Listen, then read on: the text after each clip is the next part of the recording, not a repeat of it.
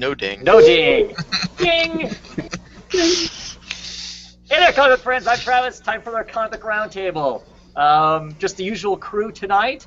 We've got our fingers crossed that we don't get plagued with technical difficulties. It's already been suspect, so we're gonna go and see what happens. We'll just if you crash, too bad. Come back if you can, and Yeah. well, maybe we'll be here. Anyway, Yeah. let's talk some books this mid-March, right? We decided we talk DC first. What do we want to talk about first, DC wise? Mike. Well, Mike, what do you got, DC wise? Should we just knock out Poison Ivy? Poison Ivy. Knockout.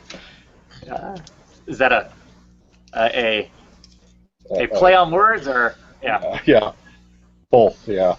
I'm liking it. I've also never been very heavily into Poison Ivy, so enjoyed 3 and are in there, but I could definitely see that pacing seems to be throwing it off.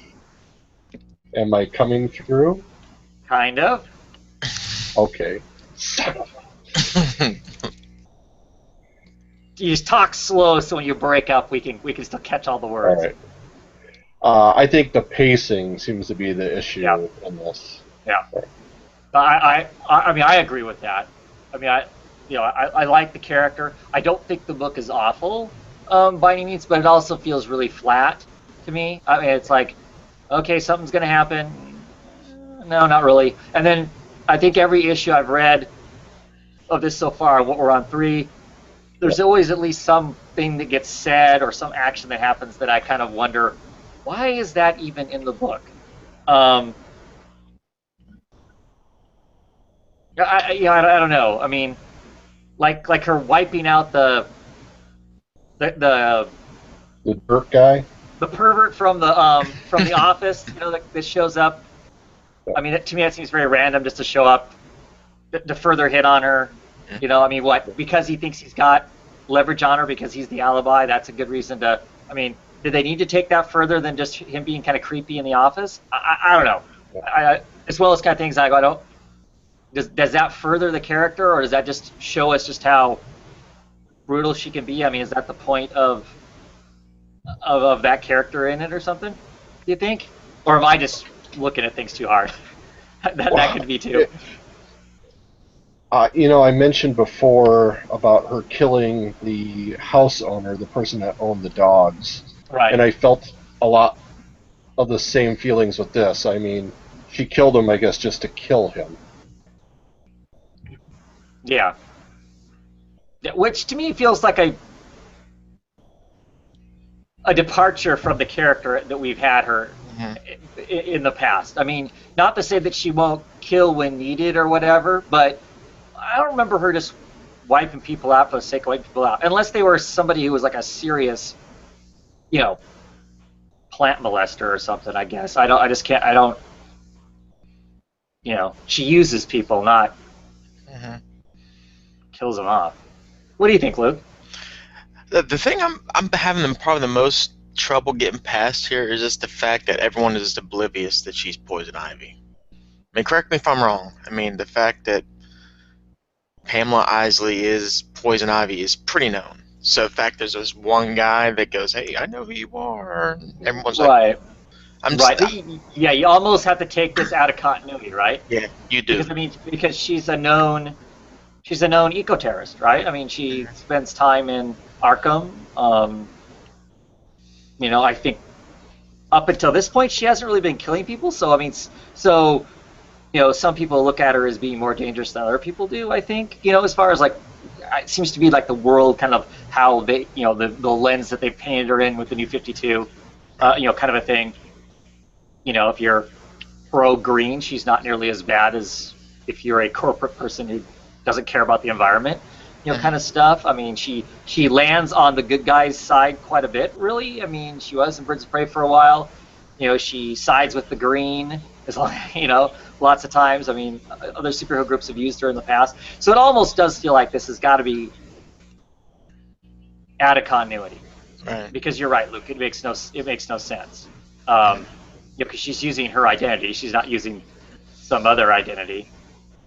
kind of a thing. So I mean, it has some points that can be really interesting. The whole thing of her giving birth to plant children, like her, right.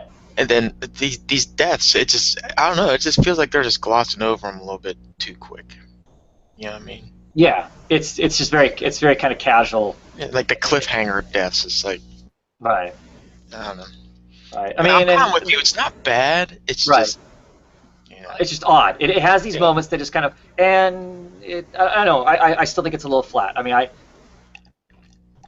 I was hoping for more. I mean, maybe that's my problem with it as far as it being flat goes. I mean, another fun guest appearance in this that we'll get in the next. Hey.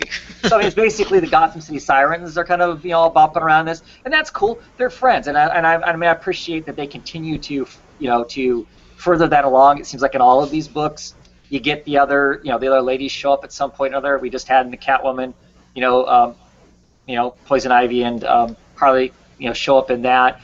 So I mean, I like that. I mean, because that's what friends do. I mean, why is it only the superheroes that get a call on friends to help them out at one point or another? I mean, just because they're villains doesn't mean that they might not have honest relationships. I mean, I get why people aren't friends with Penguin because he screws everybody at some point or another. But these ladies clearly have a bond. If you take the Gotham City Sirens into account, that they just tried living their own lives and were friends with each other despite the villain stuff. So I mean, so I like that part. Yeah, I just, like I said, I don't hate it, but I really wish that it was more than what it is. And I'm not overly impressed with the art either. The art, and the only reason I'm saying that is because it baffles my mind that this man has signed an exclusive contract with DC, and I just don't see what about his art that would make you want to pay him exclusively. Because I don't see anything that would make me go, "Oh my gosh, it's a comic book company. I want to steal him." I guess I don't know. I mean, you talking? Is it his style, or is it kind of like the layout? Where does Chew have a play in that, or is it just strictly? A little bit of both. A little bit of both. I didn't find anything really in this issue that immediately leaped out at me as like, why is that page the way it is? The last two issues have definitely had pages that I look at and go, I do not understand the layout of this page. Why would they do this? Why would they put these people in these weird angles? There wasn't particularly anything in this one that was that way. But I didn't see anything that knocked my socks off either, I guess. Mm-hmm. Yeah. And I guess that we've gotten this far. We've seen the monster or whatever is killing these people, and I guess I'm not swept up by it. Right. Yeah. Yeah, and we're halfway through, so what's next, right? Yeah. Yeah. Agreed. It's okay. It's all right. Anything else you want to say about that? No? What else we got? You want to talk a little Robin? Sure. Damian? Robin, son of Batman? Post Gleason. Yep. And I'm betting this is what the rest of the issues are going to be like. I mean, rolling into Rebirth. Mm-hmm. So we got Ray Fox on writing duties and Box. Or Box. I guess Sure. is how you say that. On pencils. So what do we think? I think overall, I mean, what I think they're going after is good.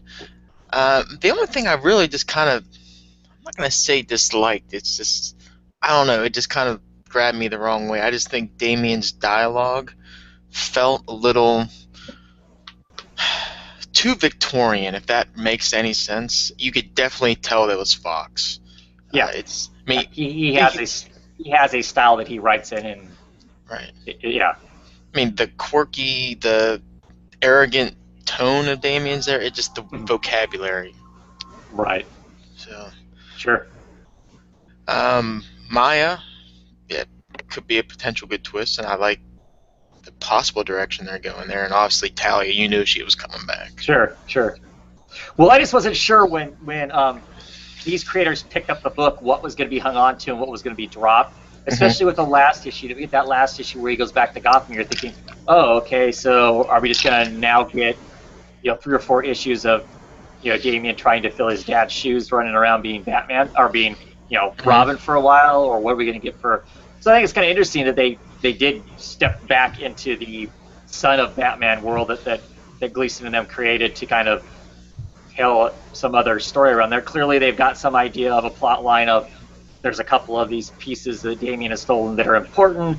They've even gone way back to mine that other family that I don't know. That name doesn't strike a bell with me in the Bat universe, other than in Red Hood. When New 52 Red Hood first came out, he was kind of dealing with them. They're kind of like the other side to the assassins, kind of a thing. So, and they're kind of at odds with the ghouls. So, with the Al Ghouls. So, I'm okay with the story. I mean, I think it's fine. I mean, to me, it kind of feels more like the older style comics. We're going to get this kind of a couple issues of kind of superhero romp, and then it's going to be done, as opposed to using the thick layers of history. I think that lots of times we kind of expect in our modern comics. I mean, it's interesting. I mean, I think they're doing interesting things with it. Taking these characters and what they're going to do and whatnot. I'm interested in reading them, but it certainly doesn't have any of the touchstones, any of the heartstring pulls, any of the emotional feels that of course the Tomasi Gleason stuff had with Batman and Robin, and even Gleason's own work in this. He would, if not every issue, every couple issues, he would give us that thing, that quiet moment for us to go, oh yeah. I mean, last issue had quite a bit of that with him seeing Bruce and his fiance and that little girl he was hugging and all of that stuff to give us those kind of feels. Those are gone. We're not going to get any more of those, because clearly those are the guys that understood how to do that, and nobody else is going to venture into their territory. I don't think. I think with this, we're just going to get kind of a Damian superhero story as opposed to any of the feels kind of stuff, which is fine for me. I mean, that's fine with me, but. Do you want to talk a little bit about who could possibly be the figure under the mask? Am I the only one who thinks Maya's too obvious? You think? I think for some reason there's part of me thinking there's this other Damian clone floating around. That all the ones that got killed way back in. Right. Robin. You think? That could be. I just think Maya is too obvious. I don't know. Yeah. I don't either. Obviously, it's a kid, so I'm trying to. I was reading this. I was just going back in my head, like, okay, who has a beef with? Who could have a potential beef with Damian? Be someone in line with Talia, but at the same time pull the Aldurga thing, and I'm just like. Right. And next issue we're going to be in Gorilla City, so I'll be curious to see how they explore Gorilla City at all. But the art. What'd you think of the art? It's okay. That's exactly what I thought. I was like, it's okay. Yeah. I mean, there's times where it looks a little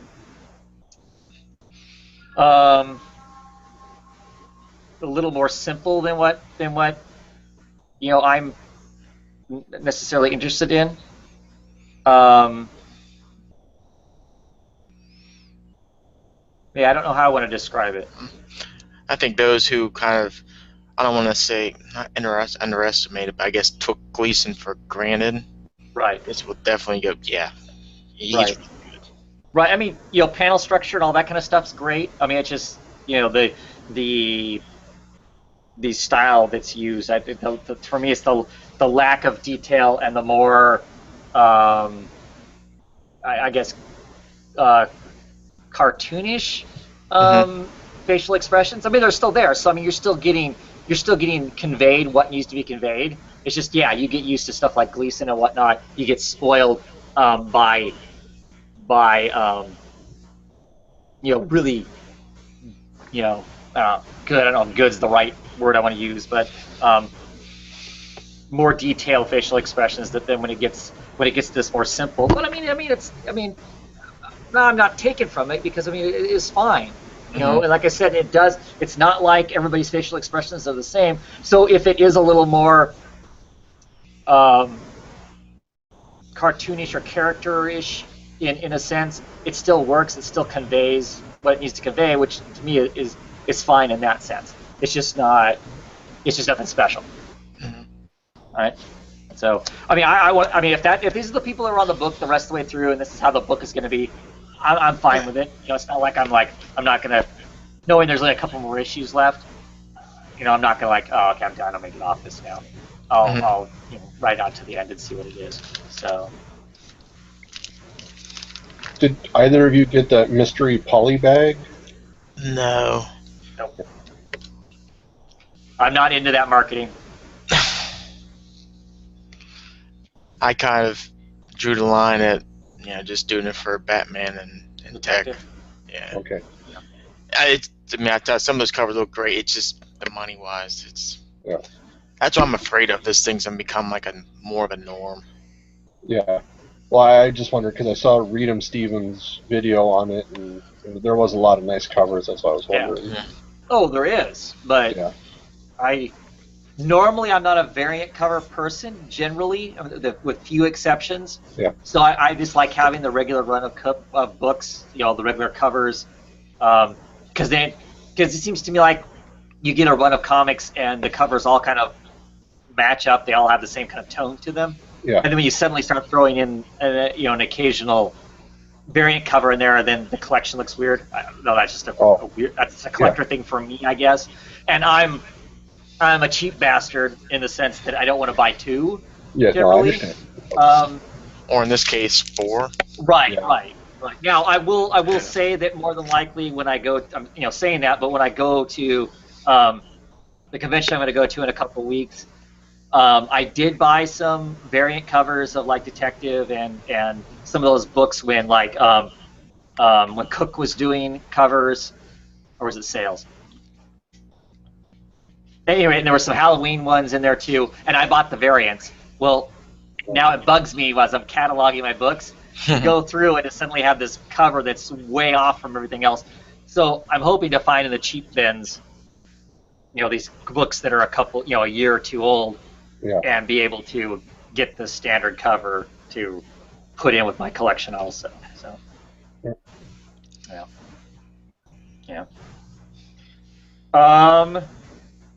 Did you get any other DC books, Mike? Yes, I got Legends of Darwin. Tomorrow. Yeah, right on. So what was it like? I got it mainly for the Metal Men. I really enjoyed the story with that. And Metamorpho was good. They touched on his origin, but it was a story that was kind of like it had already started. So I liked that for that reason, that we didn't have to start at very stage 1. Sugar and Spike I knew nothing about, and it's two non-powered people, kind of like, I don't know, it's one of those goofy stories that you always kind of see where they were hunting down and they break into the Mothman's hideout and fight all of his henchmen. They get to the end and they were recovering like Batman's weird outfits. Like they were a zebra-striped one and a multicolored one. The rainbow. I'm sure it was all the ones from the Silver Age or Copper Age where it was weird stories. And Alfred, so they had to return it to Alfred. And so it was interesting to get to know them. Firestorm, I've never been a huge Firestorm fan. And it was not a beginning story either. It's been like you caught it in the middle. So all these were good. I mean, it's $8, so was it $8 good? I don't know. It was nice to read the other stories, but I want a Metal Man only comic. Yeah. And it was very good. So the Firestorm, who's Firestorm? It is two young guys, Jason and Ronnie? and Is it Jason or Ronnie? Ronnie, yes, yeah. So the professor Stein is there, and he's like helping them out. And they said that's a problem. Is usually one is the brains, one is the body, and I guess Ronnie is the body, Jason is the brains. They play a little bit on that idea because they each have something they need to do. Right. Ronnie's got a big football game that he wants his girl to see. Jason wants the girl support for his big interview. And Stein is trying to figure out what's wrong with him. So, yeah. Okay. So they're using the New 52 yeah. Firestorm. Okay. Yeah. I wasn't sure. Yeah. Did you guys know Sugar and Spike? Have you seen them in anything else? They seem to be very Gotham focused. So I have. Okay. But they're like backup stories in the back of like the misadventures of Supergirl or that sort of thing. They're just kind of an odd, that kind of a thing. Kind of along the same vein as Rose and Thorn and stuff like that. Just kind of one of those late Silver Age, early Bronze Age, backup story kind of a things. I mean, and it may go back farther than that. I just know that's where I've seen them at, is in some of those books. A really strange thing to throw in that book with the other stuff that's in there. Because all the other characters in that book are kind of like transformation kind of things. The Metal Men, twist into different stuff. Firestorm clearly, well, at least in the past, used to be able to, alter the chemical makeup of things or whatever. Yeah. Metamorpho clearly, is that way. So I'm a big Metamorpho fan. I thought about getting that and then decided that I didn't want to because I was concerned that it was going to be the kind of anthology book where they don't really commit to anything and just make me want a real book more. So. All right.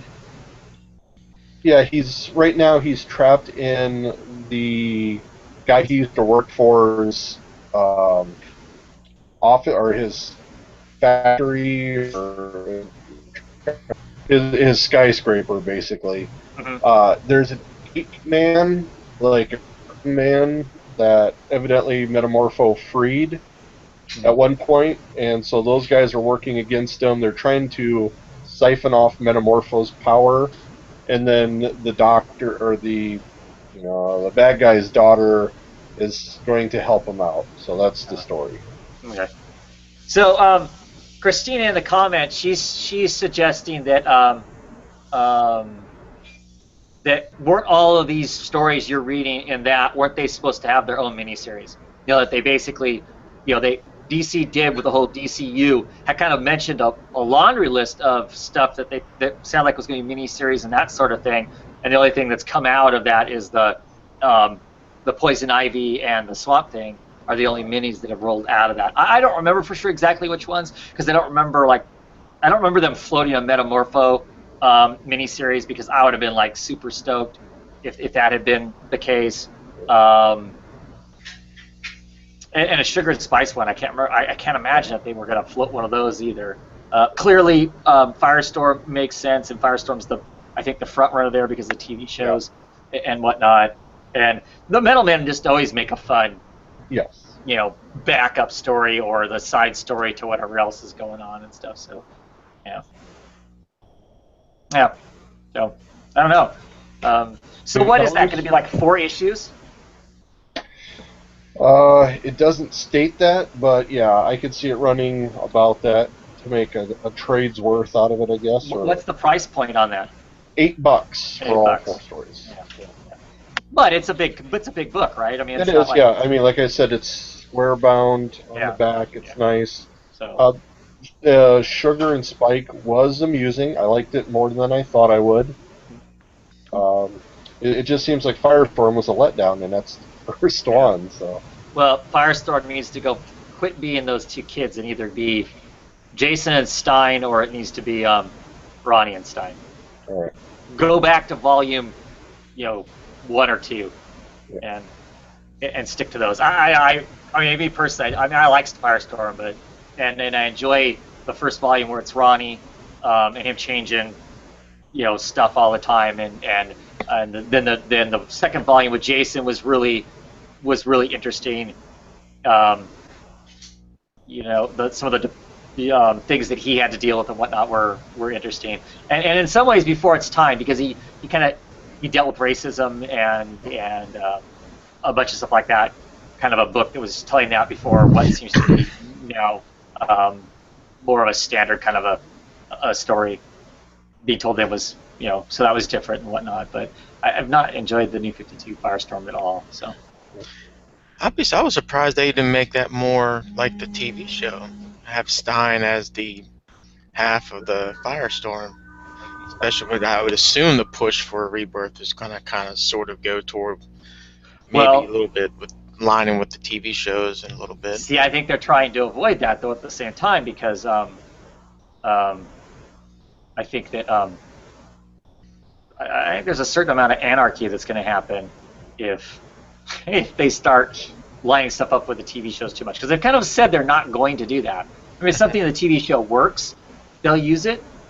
But I can also see, if you're trying to get a younger crowd interested or whatnot, that there would be more interesting to have these two competing youths trying to have to team up together to be one entity and be a superhero. One's the kind of the nerdy brains, wants nothing to do with jocks. The other one doesn't care about anything education-wise. He's a total jock. You smashed them in the same body. How do they get along to do everything to do? But to me, that seems like a really stereotypical and boring story, but that seems to be the story they want to pursue. What else? Want to talk some Black Canary? Did you pick up this filler issue of Black Canary? Yep, and I think this officially is the issue where I would say if this was not going to end, I think I would drop off. Yeah? Yeah. And I wouldn't with this issue, just because this issue clearly is a filler issue. This issue is clearly somebody's behind or I don't know what, so they slapped this issue in just to kind of tell us a meaningless, fluffy backstory to show us some more rock and roll. Mortat is on art, and my thing with Mortat is I either like it or I hate it, and it literally goes from panel to panel. There'll be panels I'll go, oh yeah, like that, I can get totally behind that. Next panel, I can't take that at all. And that's how it always was with me with All-Star Western, because he did All-Star Western for, I don't know, probably 20 some odd issues. He was the artist on that when the New 52 started up. And it was that way then. I hated his women's faces because his women's faces are all the same. He has the same problem that Finch does, generally. But I like his design. I mean, I like, how he styles some stuff. So, but yeah, this was purely that. It was purely a filler issue, a hypothetical. In the past, they did this gig, and it went all weird. End of story. Now, next week, next month, we're going back to the regular story that was interrupted. I don't know. It's just, part of me sitting there, I really shouldn't think this way because it's obviously not going to matter. But it's just like you just kind of wonder how this concept can go on for much longer if this wasn't going to end.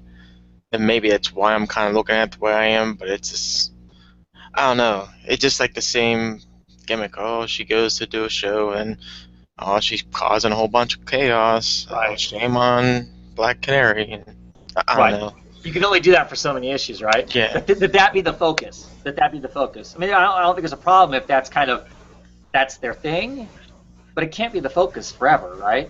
Mm-hmm. Yeah, I agree with you. I mean, definitely. At some point, it needs to be something else besides that. I mean, if that's what happens all the time at their gigs, that's what happens all the time at the gigs. You can show a little piece of that, but that shouldn't continue to be the focus. But like I said, this is a one-issue knockoff. The only person that's on the book that's normally on the book is the colorist. The colorist. Yeah. Oh man, maybe the letterer too. I didn't look that part up, but so yeah, I don't know. Kind of disappointed.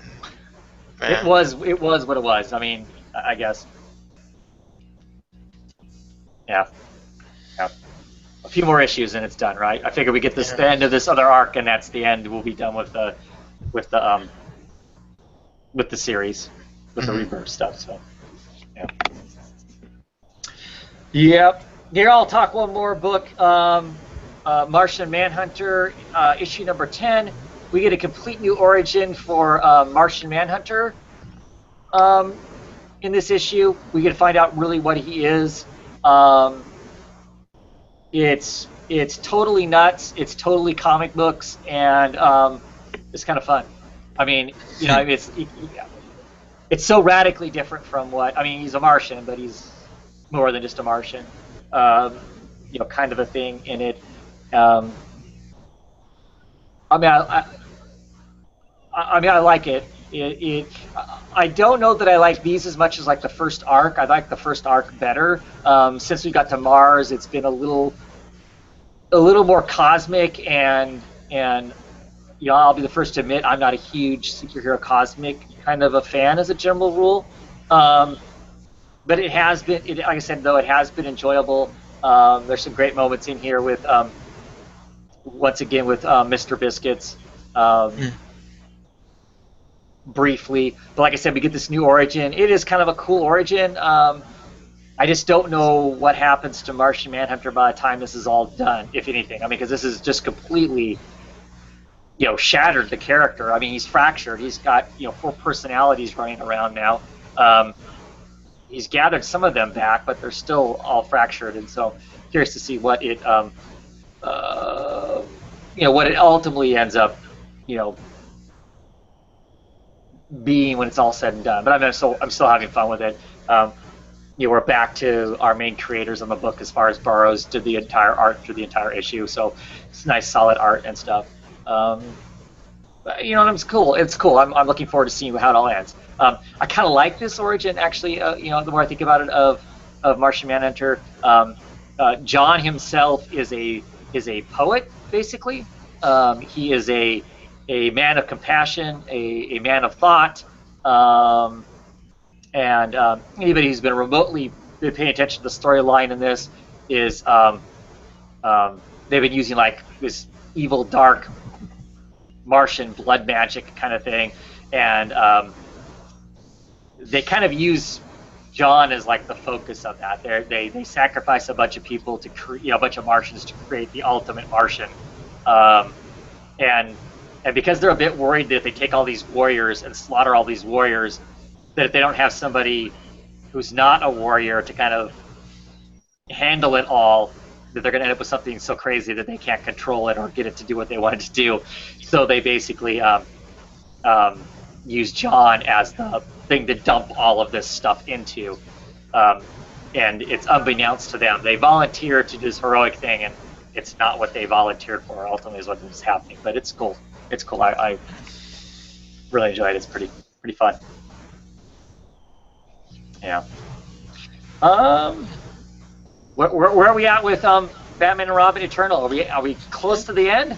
We are close. We have 2 more issues left after this, and basically what we have is I don't even want to call them the Bat Family, because it's like almost like half the DC universe is out there battling Mother. You have Katana. You have obviously the Bat Family. You have whole Talons in here.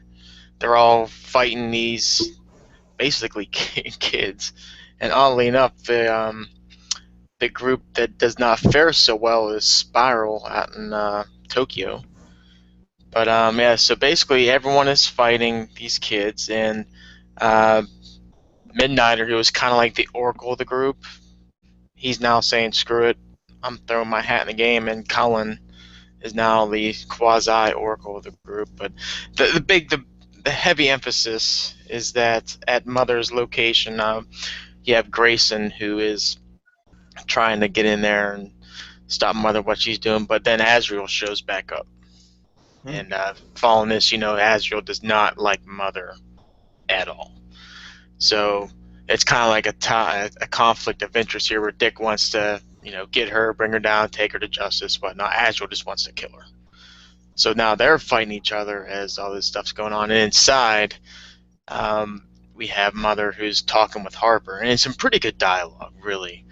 It's how he's trying to give her this chance to, give Harper the opportunity to be the person that she was meant to be, but Batman kind of held her back, And basically, what she's offering her is Cassandra hanging. Kind of reminded me like I don't know if you ever saw Hostel 2. I saw the scene, I just remembered it. Ever seen the movie Hostel 2 where that girl's in the tub and she like swiped the girl? Yep. Well, basically, yeah. So Harper Cassandra is being hung by these threads, and she's given Harper this blade, basically telling her to kill her. So that's where we leave up on this. So it's continuing the trend. It's been good. I mean, I know the opinions with Eternal and vary amongst those who read it, and I probably enjoy it a bit better. But that said, this has been fun. And other than Orlando wrote this one, and I'll be honest, when I saw he wrote this, I was a little concerned because the 2 issues in this series that stunk were by Orlando. So, but he did pretty good in this, and it's been fun. So yeah, got 2 more issues left, and I know CDC mentioned how he's got a pretty good idea how this is going to end. Myself, I'm a little torn. I could possibly see how this is going to go, but I don't know. I'm curious. I'm excited, and it's been fun. So sounds like it has been. That's great. It's great they figured out how to do a comic that's going to, I mean, unless they truly, fail the landing in the next 2 issues. It sounds like it's been a great ride. Better than Batman Eternal, which had a whole, should have been half as long as what it was, and it would have been great, right? Yeah, I don't think I can argue because I know that one part right around Christmas that the Rogue's gone wild. Yeah, I thought that kind of hurt, but yeah, it's been fun. Superman. It goes into. This would have been so much. It could have been so much better if it goes into what I critique the Superman comics in general, is that at least lately you have to read all the comics to kind of follow what's happening, and then obviously if you weren't like I don't read action comics, but I found out what happened. But let's say I wasn't reading action, I didn't know what happened. If you don't know, he got his powers back in action. You read this and he's got full powers and everything. You'd be like, what the heck happened? So, but yeah, it's basically ends this whole thing with Vandal Savage, and then kind of puts us into the new status quo for Superman. So it wasn't bad. I mean, it was good, but that's the thing. It's just if you didn't know what happened in action, you'd be totally lost. And if we're going into an issue 50, we get the upper price point and all that stuff. That's kind of a bummer. Yeah. So did they do like this, like they did with Detective and stuff? Did they just and Catwoman? Did they just throw in some extra story in the back? No, of different it stuff? was pure part of the story. Well, that's good. Story, yeah. So, and it was good. I mean, that's the only thing. It's just if you didn't know what happened in action, you'd be like, "What the hell?" So I'm just hoping, because I'm sticking with Superman once we go to Rebirth. But I'm just hoping it just doesn't do that thing where you gotta read action and gotta read Trinity, and you'd be like, "What the hell?" Yeah, I hope not. With as many books, you're gonna be. I mean, it's like you have to read 12 books a week to a month or whatever to know what's going on. So yeah, I hope not. So, because I mean, I'm not. I'm getting this one purely because of the Trinity thing. Right. I mean, I will not branch off and also I'm getting Trinity because of Batman. But I refuse. If it comes down to it, I will drop Superman. If that's the road they're gonna go, I can't do it. It's too much. Yeah. So. And lastly, I don't know how you guys would think of it, Green Arrow. I actually thought this wasn't bad. You can't sell it to us, man. You can't sell it to us. I know that's why And that was $6 or $5? It was $6. It was $4.99. $5. And just kind of give you the glance over what they're going with now is that they're still the werewolf thing, and basically the disease is being spread because the gang of werewolves, whatever they're called, the Dergs or whatever, it basically infected the blood banks on purpose. So now people are becoming affected, getting blood drawn and whatnot. Wow. So, and always kind of towing the line, whatever. But basically, if you remember the old guy back, I think it was the island where he had like all the blood transfusions going into him. I think y'all know if that's when you guys dropped off or not. He's basically the kind of like the whole guy pulling the strings on this, and he hires Deathstroke to go find this guy that basically he's like a miracle guy, where basically his blood's kind of like the cure. He can go as like any major catastrophic event, whatnot. So basically now it's a hunt between Ollie and Deathstroke trying to find this guy. And it wasn't bad. It was better than the past two. I don't think you can run to go. Okay, just to be obnoxious because it's a comic book and that makes it obnoxious. So, how many people get blood transfusions? Right. People who are like dying and. Right. And is it lots of people? I mean, they always need lots of blood and whatnot, but I mean, do you know what I mean? Clearly, people who are going to operations might need, blood or whatever. So you're turning the sick and the invalid into werewolves. Right. And that's how you're going to, like, take over is by, I don't know, I think that thing through, and it's like, that just seems really silly to me, but. And they brought You'd be better off running through a crowd, scratching everybody, or whatever else it takes to turn people into these werewolves. I don't know. Yeah, if you remember those droid things, yeah, they brought them back. Yeah. Yeah, I flipped through it in my store and put it back on the shelf. To be quite honest, if I went into a store, I wouldn't even have picked it up to flip through it. Well, for $5, I had to see what else they were offering. So. Did it just tell one story? Yeah, it was a whole. Yeah. Huh. Which I thought the art was good. It just had one panel. It was just like really. It wasn't even a panel. I think it was like a. Where's the pictures of the plane? Yeah. It was just for some reason. I don't know why I'm even showing it. You read the rest of the art, or you look at the rest of the art. It looks really good, and you get this one. Like the plane just looks like incomplete. And it's just. Yeah. I don't know. I thought the art was good. Yeah. So one of those throw that in there. It's one of those books that's going to twice a month, and I just, who's going to be doing it? Yeah. I don't know. In the comments, Fred is saying that Dear DC, Deathstroke is not just an Arrow villain. And if he's on the cover, use him. So, I don't know.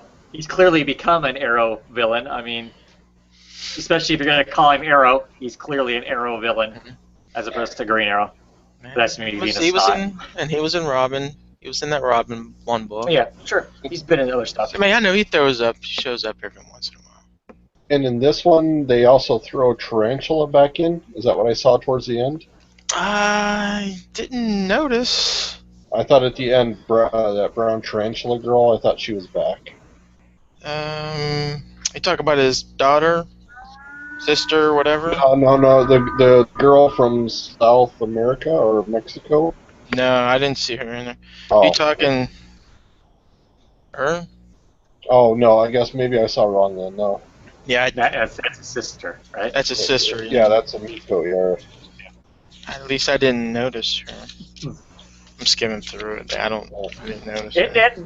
That character is just one of those characters that I have my fingers crossed when they talk this whole rebirth thing, that'll be one of the characters that they really, really pull back on and pull him clear back to, pre-52. I mean, most of the characters I don't care if they go back before the new 52, but that's one that, oh man, I'd love to see him get to be like 10, 15 years older, get some facial hair rolling, and the sidekick goatee, is that it? Whatever. Yeah, give him the curl. Yeah. Might even be willing to trim up some of mine if they were going to do that, just to make it look like it. But I don't know. I'm glad you're getting it, Luke, so we get to hear about it and groan and be thankful we're not getting it like you are. It's a service. Yeah, right on. So, any other DC books you want to talk about? Mm-mm. No. DC news? Oh, more people signed to exclusives, right? Yeah, Orlando. Uh-huh. Which I was kind of shocked, but I'm not. I mean, Midnighter is critically acclaimed. Maybe not selling super great, but a lot of people are talking about it. So the assumption is the reason that Midnighter isn't selling really great is this Midnighter, nobody knows who the hell that is, and aren't willing to take a risk. So clearly, if he's writing really good stuff there, go put him on something else, somewhere else. I mean, you look at the list of books that have been announced, none of those books are too risky. They're all relatively large name characters. So get somebody who people are excited about on one of those characters. So to me, that doesn't surprise me. Yeah, I don't read Midnight. I just know my only exposure to him are those two issues. The few issues of Batman Eternal. Yeah. And now I'm drawing a blank on the other two. Man was the one, and no. This was beside. Man was announced 2 weeks ago. Oh, I thought it was. Oh, okay. I'm a little bit hard behind then. Yeah, there's a couple. I think there was a couple other artists that were announced. I think there's like 6 people here lately. They've announced as exclusives. I can't remember the others. Shame on me for not having it written down. So, apologize for that. What else we got? Anything else? Oh, 6 days. 6 days to Christmas in 2016. Yes. We're all clamoring to get our tickets. Those of us who are going right away.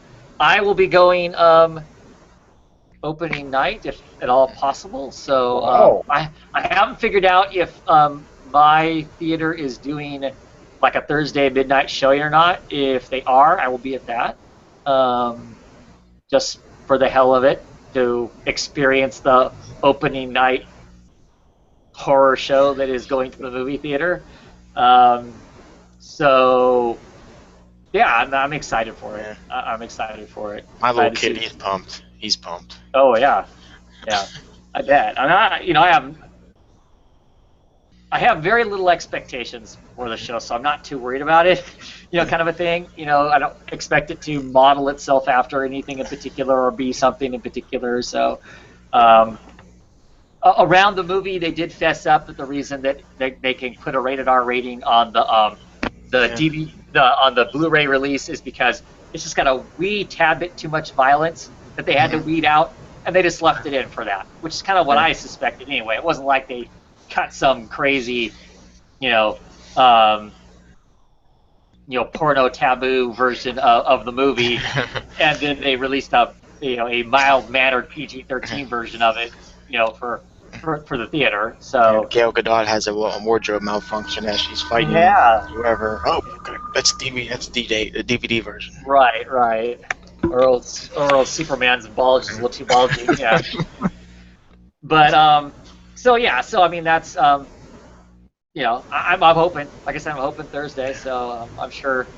I'm hoping to have seen it before Comic Book Roundtable, so I'll be able to talk about it, not in any spoiler sense, but to tell you I loved it, and it's far better than any Marvel movie, I'm sure, just because it's purely DC and I'm a DC horror. But other than that, I'm excited for it. I think it's gonna be a lot of fun.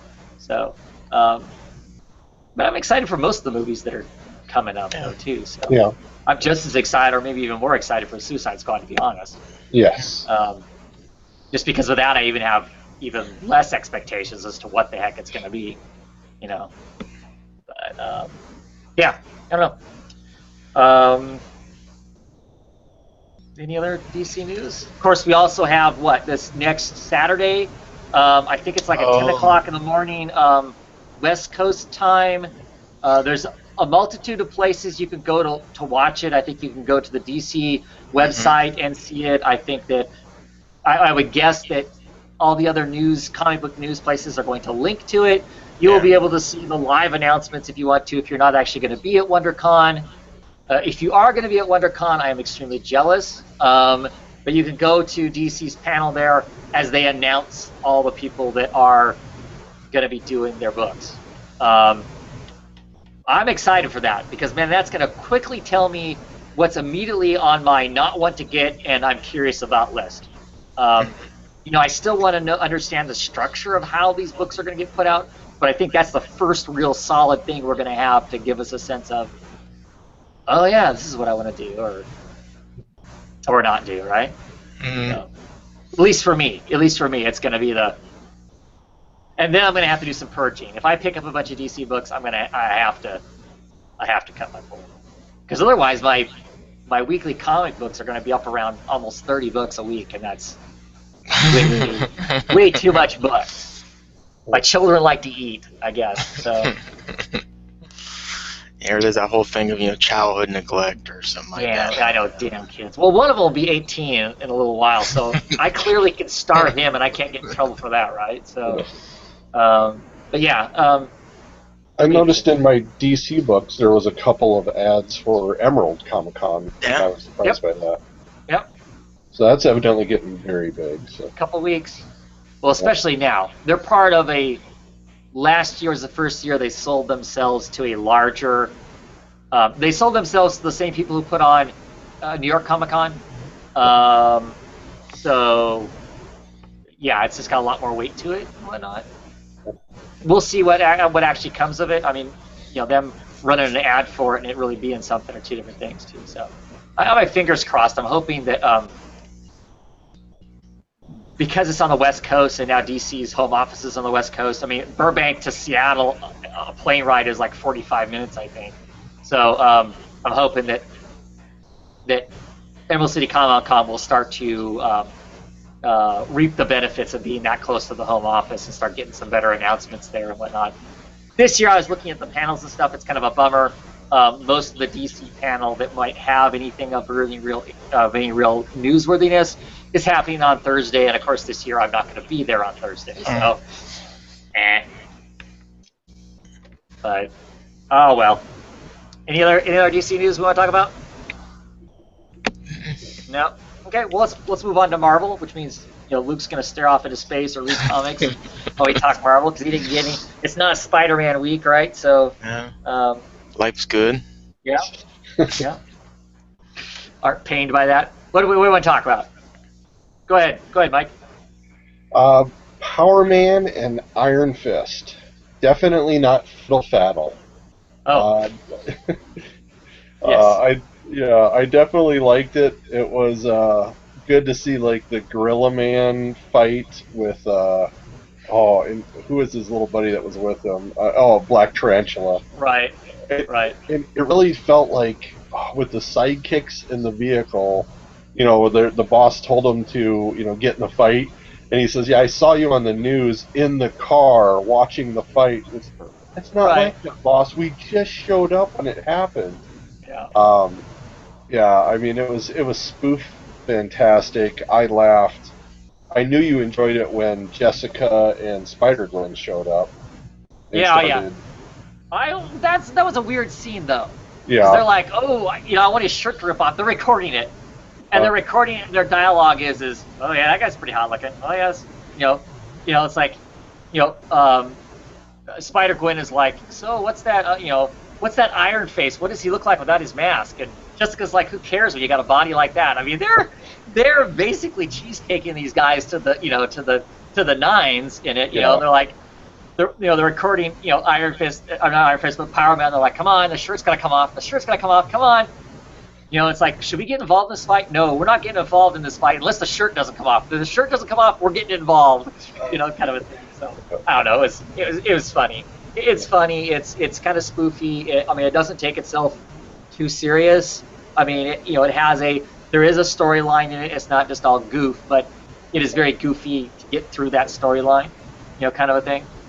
Yeah, with Tombstone, when he starts yelling at his sidekicks, it reminded me a lot of the Venture Brothers and how the League of Bad Guys, because he's like, is he doing that whisper yell? I hate when he does that. Yeah. Yeah, yeah. There's a lot in there that's kind of along those lines. It's a fun comic book. I mean, it's tongue in cheek to some degree. I've not read Power Man and Iron Fist, so I have no idea. This is diverged way from what it used to be. I'm assuming it was more of a serious kind of a book, and they were probably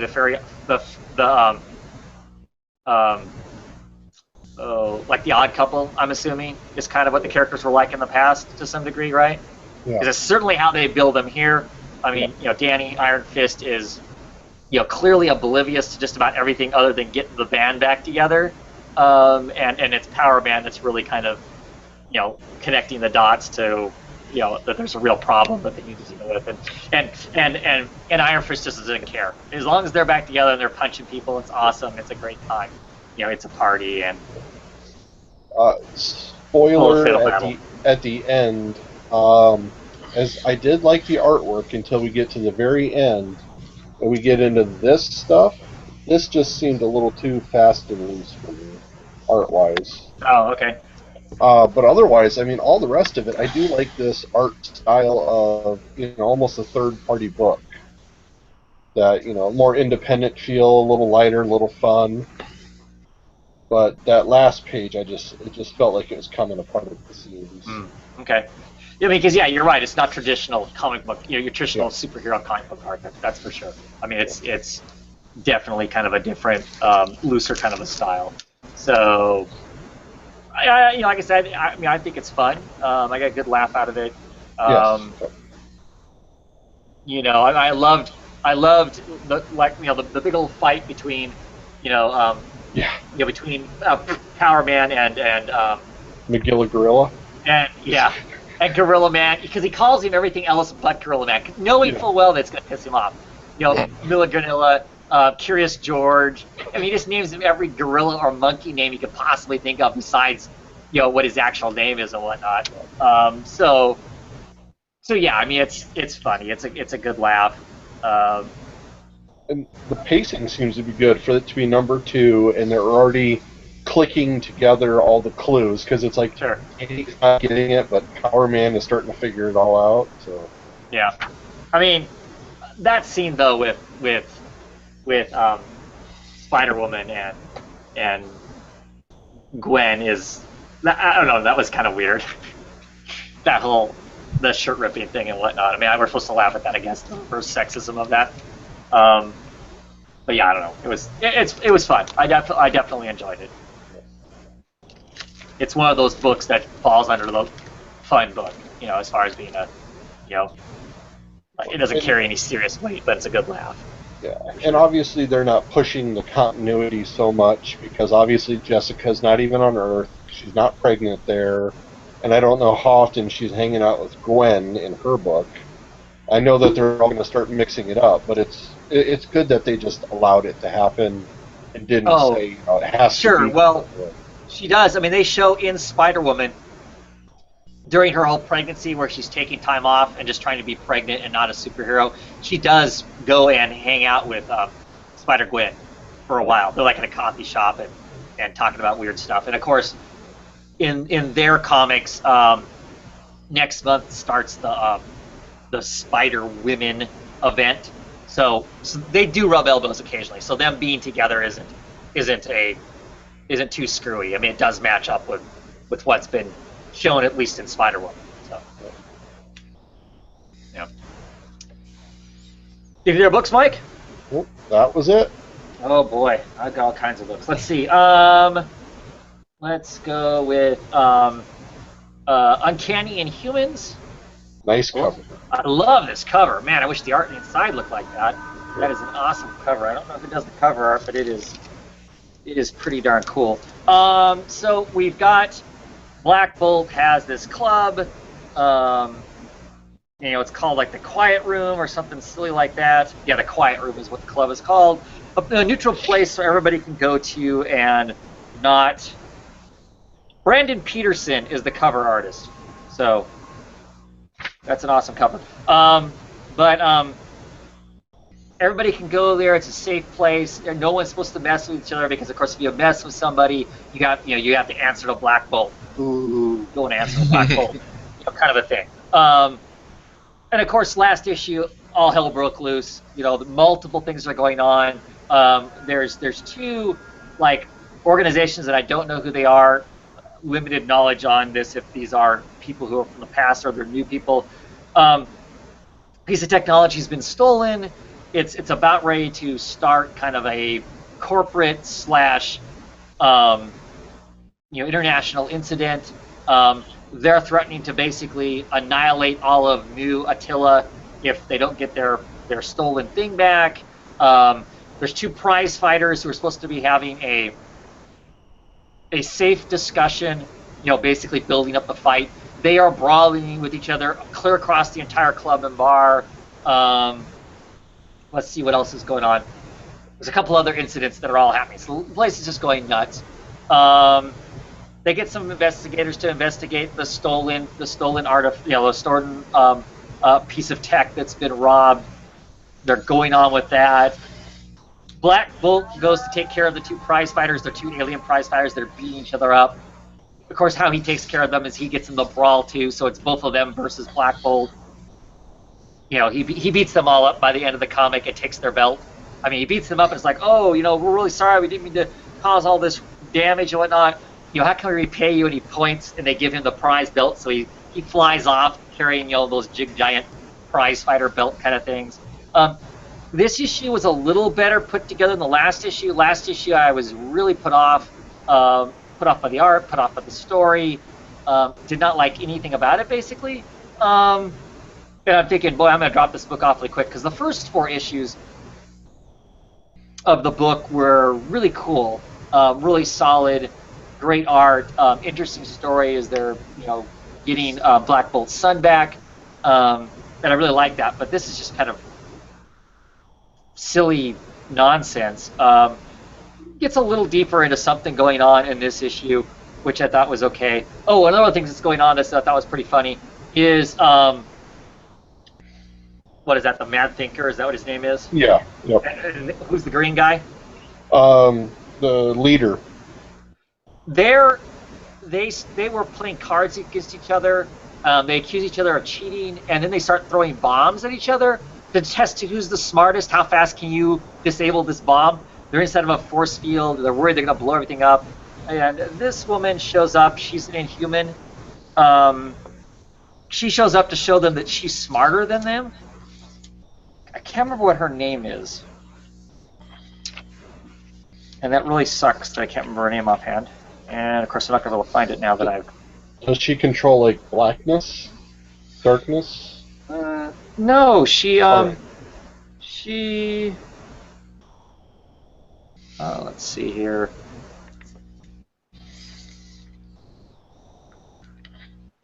ISO. ISO is her name? ISO? And she controls, like, pressure and stuff like that, I think. So basically, she starts asking them questions, and they're like scoffing at her because she's asking them trivia questions. They're like, "That's trivia. That's not knowledge," you know. And she keeps asking them questions, and they keep answering them, you know, because she's convinced them to put the bombs away. And basically, whoever wins this think-off gets to take all the collectings, and the other person has to apologize and say that they're the smartest person. And of course, both these guys want that, you know, because that's what it's all about. It's, you know, basically a dick measuring contest between these two smart guys. And she keeps asking them questions, and the questions get dumber and dumber, and they struggle more and more to answer the questions.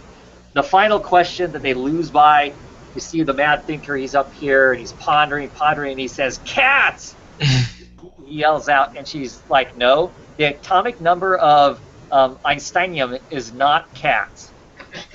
You know, it's like, "What have you done? You made us stupid." And she explains what she did. She basically is doing something like she's squeezing the blood vessels so they're not getting enough blood to their brains, so they're just getting kind of stupid.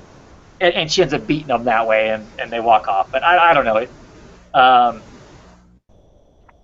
I sincerely doubt I'm going to keep getting this book unless something completely changed. It just feels like the book completely changed from what it was, those initial issues. It was all so serious and really intriguing, and now it's just none of that. So and that's Soul that's writing that? Yeah, Soul's writing all of the Inhuman stuff. All right.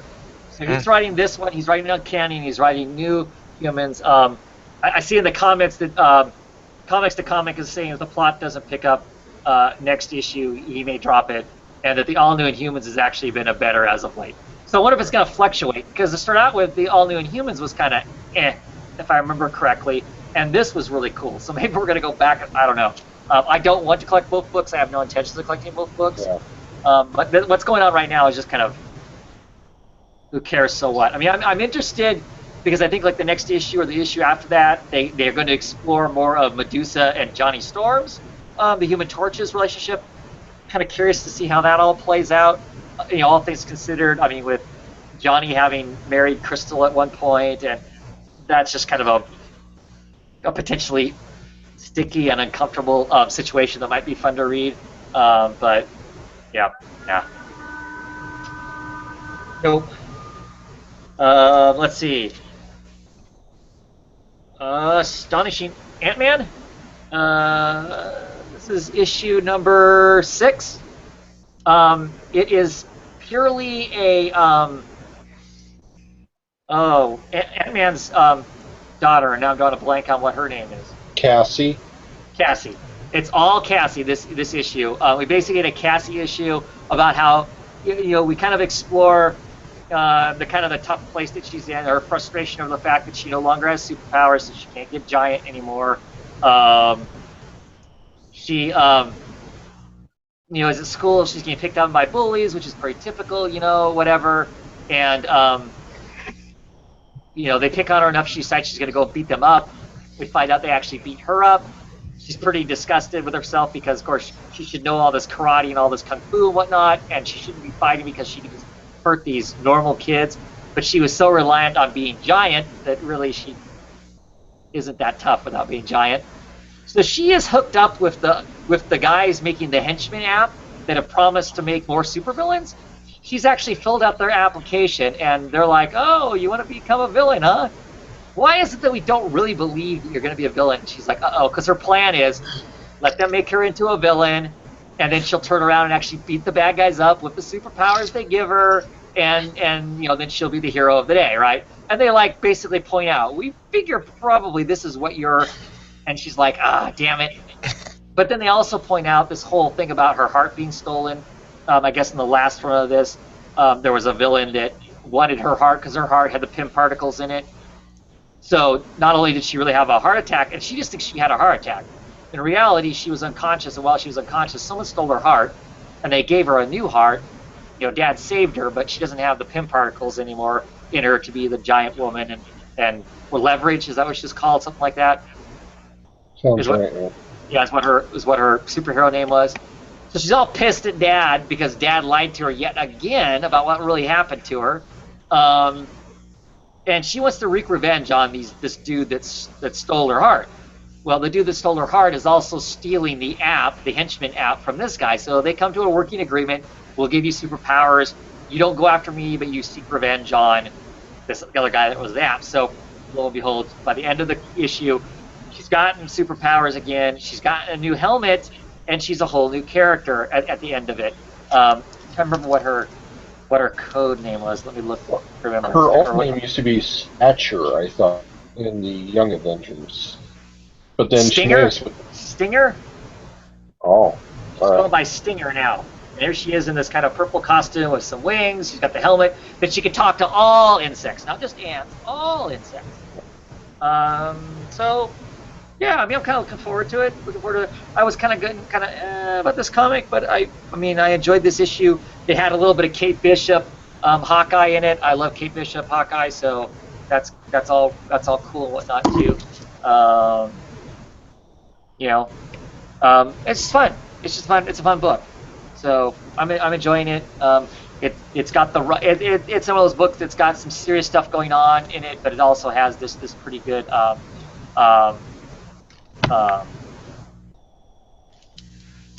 humor along with the real story going on in it. So I do, and I was wrong. They're correcting me in the comments that it's Stature, right? That's what she went by, Stature. That's what she was. Stature when she was in Young Avengers. Yeah. Right. Yeah. Which to me is a hilarious superhero name, but whatever. So yeah. And finally, probably my favorite comic of the week, Spider-Woman issue number 5 is just freaking amazing. Now, caveat here, I think it's as amazing as it is because I am a parent, and this issue has a lot to do with the whole being a parent and what that brand new parent, first time parent kind of thing is. The artwork in it is amazing, the paneling in it is amazing, the storytelling of it to me is just it's amazing. It is hilarious. I laugh my ass off pretty much all the way through it and nod my head at the same time. Um, you know, the cutest kid probably in comics right now. You get this wonderful starting out with where you get this first panel of Jessica, and she looks absolutely destroyed, right? I mean, she looks exhausted. She's got a Pop-Tart, her coffee mug with her on the mug of it, and she's basically saying, this baby has ruined my life.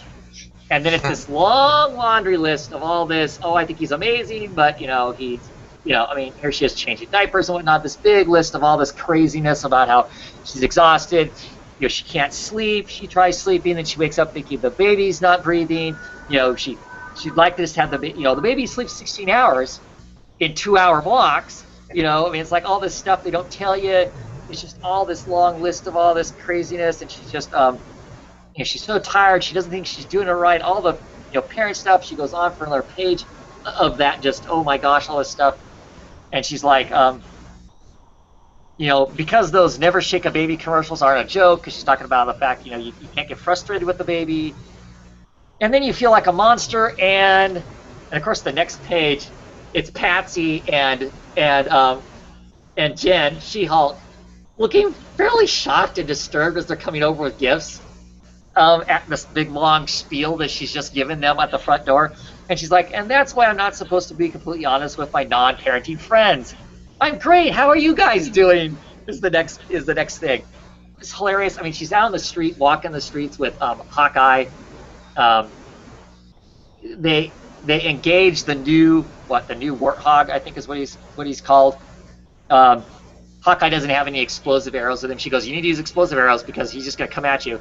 He starts shooting arrows and it just pisses him off. I told you, you gotta use explosive arrows. You're just making him mad. The guy goes charging at him.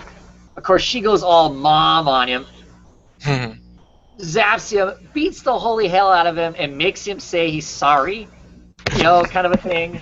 But really, the entire comic then after that is pretty much her trying to wrap her head around, now that she's got this little baby, how does she go out and superhero? How is that remotely responsible? I mean, how does she even begin to leave the house, kind of a thing, let alone superheroing, because she's always worried about the baby and all that stuff. I mean, how do you function? How do policemen do it? How do firemen do it? How's that all, all that stuff work and everything? And it's just really great, that whole kind of figuring it out. How do you get the babysitter? How does all that work? Roger the Porcupine is like the ultimate babysitter because Porcupine has had a couple kids. He was on parole on house arrest, but when both of his kids were born, so of course he stayed at home while his wife worked. So he's kind of an expert now in the whole baby thing. So she's just blown away by how super he is, and she's like, I'm a loser. If Porcupine can take care of kids and clean the house and do all this stuff, and I can't do anything, I'm clearly a loser. And he's like, no, I've got all this practice, which is great and whatnot. She goes to visit the office. She starts to get the working bug back in her. By the end of it, she kind of resolves to figure out how to do both, how that's going to work. Also, we find out who the dad is in this issue, for anybody who cared. The writer and the artist both said it doesn't matter who the dad is, and guess what? It doesn't matter who the dad is. The dad is nobody. She briefly had a fling with a boyfriend. She was late. She took 3 pregnancy tests. All of them came out negative. While she was hanging on to the last pregnancy test, it suddenly occurred to her that she was actually kind of pissed off that she wasn't pregnant. That suddenly she had this desire to be pregnant, which she had never had a desire for that before, and she decided to go through with it. So basically she went and got a random donor at the donor bank, and dad is just nobody at this point. I mean, clearly it's comics. At some point they can introduce something silly or whatever, but right now she's just somebody who decided, you know what, I'm going to be a single parent. I don't need that other baggage. I'm just going to do this. And the one thing I didn't like about it is at the end of it, there's this whole thing written by the editor in a letters page, kind of like their experiences of do's and don'ts and everything like that. And towards the end of it, they kind of go, we don't advocate at all being a single parent. We don't think that's maybe a really wise choice. This is a comic book. I'm like, shut up. You didn't need to do that. I mean, it was fine because there are lots of single parents. So,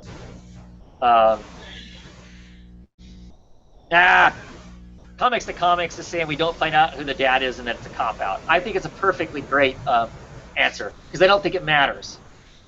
So I'm perfectly happy with it. So at some point, like I said, we'll probably get to see something there. But It'll be a I, storyline later, I'm sure. yeah, I mean, it could be, you know, but I'm really enjoying it. I love the way it ends because it kind of ends with her kind of figuring out and her and Captain Marvel going off to do some actual superheroing. So, but I loved it. I thought it was hilarious and joy filled and very relatable as a parent. So I loved absolutely everything about it. Is she going to use a nanny then while she's out superheroing? I think she's gonna use Roger. I think Roger's just gonna quit superheroing because Roger Porcupine. It has been kind of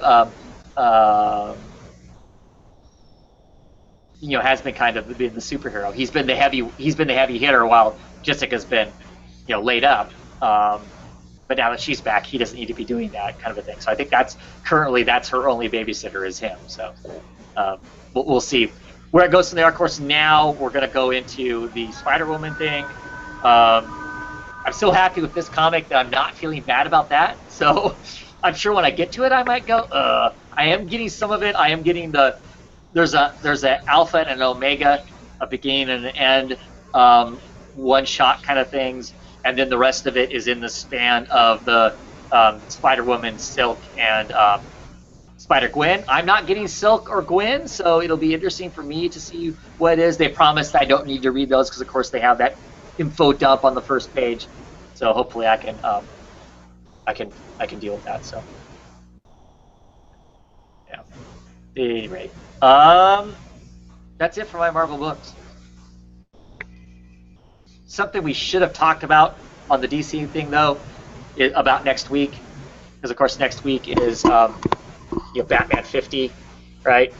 So we'll be talking that. It's kind of the end. It's the end of the Capullo and Snyder run on Batman, and I think we're going to get Mr. DaCosta to come on and talk Batman with us too. So.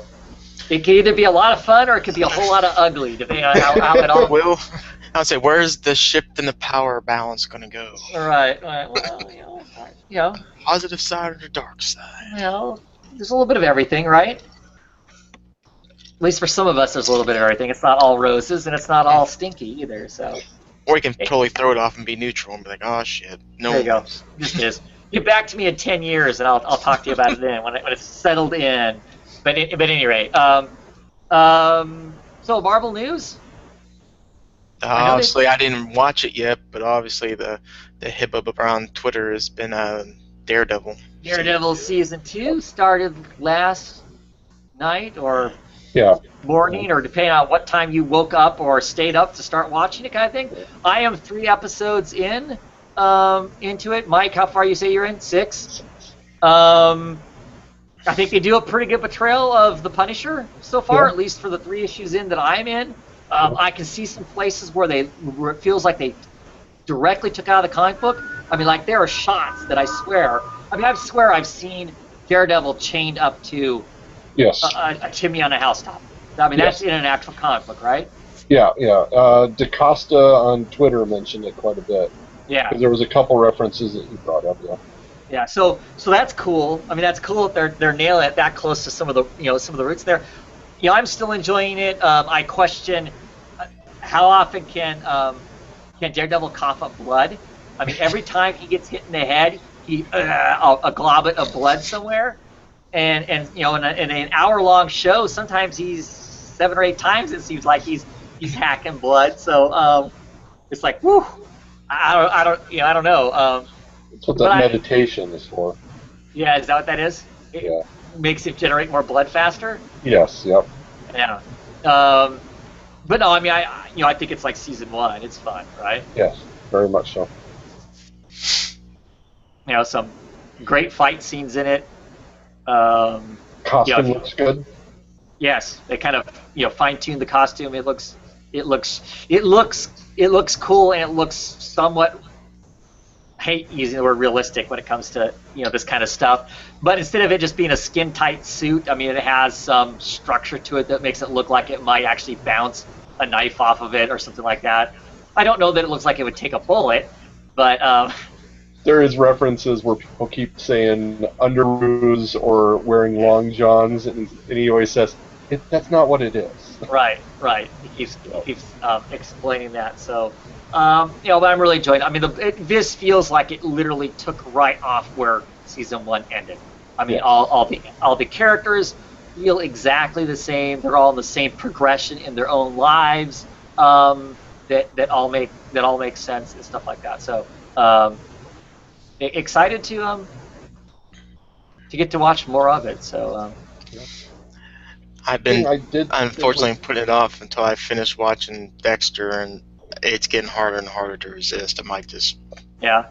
pause on that. I still haven't watched season 1 yet. Oh God, you really need to get on it. Yeah. Because it is a good show. It really is. I mean, it is a far above and beyond any of the other, cable network superhero shows. It just really is. It's on its own, kind of its own level. I think it's because they can get away with stuff like since they're on Netflix, and versus what they probably couldn't get away with on the. Yes, and they're looking at it differently. They're addressing it differently because with the whole Netflix model, right? They could basically turn what would be well, let's be honest, 42-minute TV shows serialized instead of it really being serialized with the way people do Netflix and whatnot with the kind of the binge watching or watching 3 or 4 episodes at a time, kind of a thing. It's really a super long movie. Right. Is really how Netflix most of their shows kind of run now. So it has more of that kind of a feel to it than, to me anyway, than what would than the TV shows that we watch. Because the TV shows that we watch, to some degree, there's a beginning and an end of every episode, right? I mean, there might be stuff that carries over from episode to episode, but there really is kind of a beginning and an end. They have a problem, they solve a problem by the end of each show, pretty much. And that is not the case at all with this. It's more like, season 1, episode 1, the problem starts. Episode 18 or whatever it is, we get an end. To whatever the ultimate problem is, kind of a thing. So I just think that you can, it's a completely different way of dealing with it. I think that makes it a sharper kind of a show, a smarter kind of a show. Yeah. But I'm impressed. Like I said, the Punisher comes across cool. He doesn't come across Shane. For those of us who watch The Walking Dead, and Shane was such a douchebag in that, because that was my worry. My worry was he was going to get up there, he was going to deliver a line and give that head tilted down, look up through his eyebrow thing that Shane did all the time, and I was going to go, oh shit, it's Shane, let's kill him. and so far that hasn't happened. So yeah, it's good stuff. Like I said, excited to see where it goes. I haven't gotten into all the other stuff I know that's going to be in it. I mean, we know Elektra's going to be in it. I haven't seen any of that yet. I know the Hand is in there somewhere. Haven't gotten to that stuff yet, but I'm excited to get to it and whatnot. So I was surprised though with how Disney makes almost all their leads buff up. Like even we saw Star-Lord. right. That we don't see that as much with Matt Murdock. Because there was quite a few shirtless scenes, and he isn't chiseled out like some of the other guys are. So I mean, it's nice that it's a little more realistic in that aspect. Yeah. Oh, definitely. Definitely. Yeah. I mean, because Daredevil doesn't come across as some big beefy. Yeah. Some big beefy dude or whatever. So yeah. Which actually I think works because Daredevil doesn't come across to me as being some big beefy dude. Clearly in shape, but not. Yeah. Not ridiculous. So. Yeah. At any rate, other news. I know that they announced some more Civil War stuff during Chicago Comic-Con that's going on right now. I know there's like some backup stories in some of the Civil War stuff. I heard that I'm drawing a blank on his name. The guy who does the art for Injection. What's his name? Looking at the cover actually. Yeah. And of course, it doesn't tell you on the cover. Duncan Shelby, right? Yeah, that sounds right. Or however you say his Irish name that I killed. He is actually writing. He is writing and drawing a backup in that of Nick Fury, with of course Jody Valeri doing the colors for it. I wish it wasn't in the back of like in the back of Civil War, because I have no intentions of getting Civil War at all. But I'd be curious to see what he does as a writer, getting to do his own thing. Clearly he's a very good storyteller, just from the Moon Knight stuff that he's done and what he's doing in Injection, I think. But can he dialogue too? Can he? Declan, thank you. Somebody's telling me how to pronounce his name. Declan. Thanks, Ryan. I don't know of any other Marvel news. Yeah. Roll on to independent books.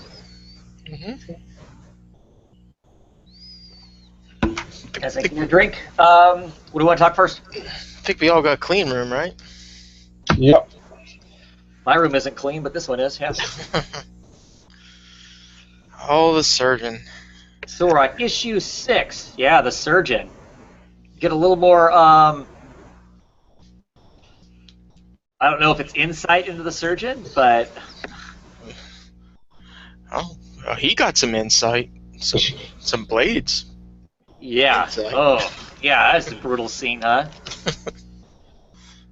So, so we get answered but not answered what the heck all this is, right? Yeah. Yes. Clearly, Muller, is that her name? Yep.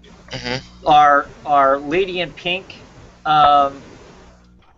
we get kind of what she is battling, that there is these entities, this other stuff that's out there that most of us don't see. We've been calling it demons, we've been calling it all kinds of stuff. We kind of get it's none of those things, but it's something like that, right? Yeah. By the end of it. And basically she is looking for people who can handle the knowledge. Her whole clean room, her whole cult thing, her whole self-help thing is really her just kind of, it seems to me like she's doing that to kind of, well, for one, have a cult, to have the people that do the menial tasks that she needs done, but she's slowly looking for the people who can either see the stuff and handle it or are something special. And those people are her queens, her knights, her rooks, her pawns, her, as she refers to them, all the pieces of the chessboard. Because when she got ran over as a little girl, when she came back from death, she could suddenly see all this stuff, and she clearly wants to take care of it. These things are feeding on the human race in some sense, it seems to me like. I mean, because the surgeon thing that shows up that's going to horribly butcher our main character, right? I mean, I'm assuming that's why he's called the surgeon, right? He's not called the surgeon because he's going to do nice things to him.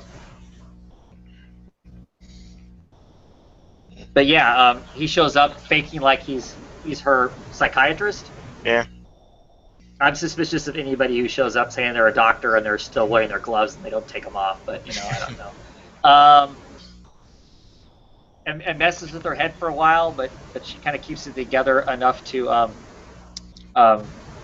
do a number on him. And the comic pulls no punches when it comes to gore. Yeah.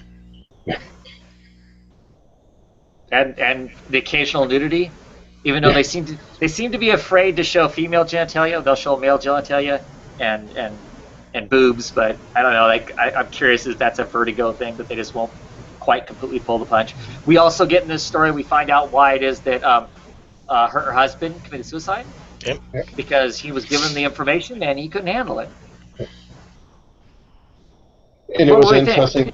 They mentioned the level that people are at, and they said if you are at this level, then we think you can do this, and so it shows there's some structure. And so this lady has some kind of scientific knowledge. Mueller has some scientific knowledge as to what these things are, and I mean she's talked that one guy into making this gun to whatever city they live in. So right, somewhere up above Barcelona right now is flying around an invisible city full of these whatever demon monster things or whatever, and the freaky pervert guy has designed a I guess I shouldn't call him that. At any rate, the deviant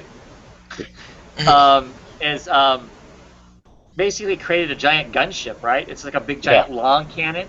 Yeah. I mean, it's so huge that those are like seagulls flying past the barrel, and it's going to shoot up and annihilate that city if the surgeon doesn't back off.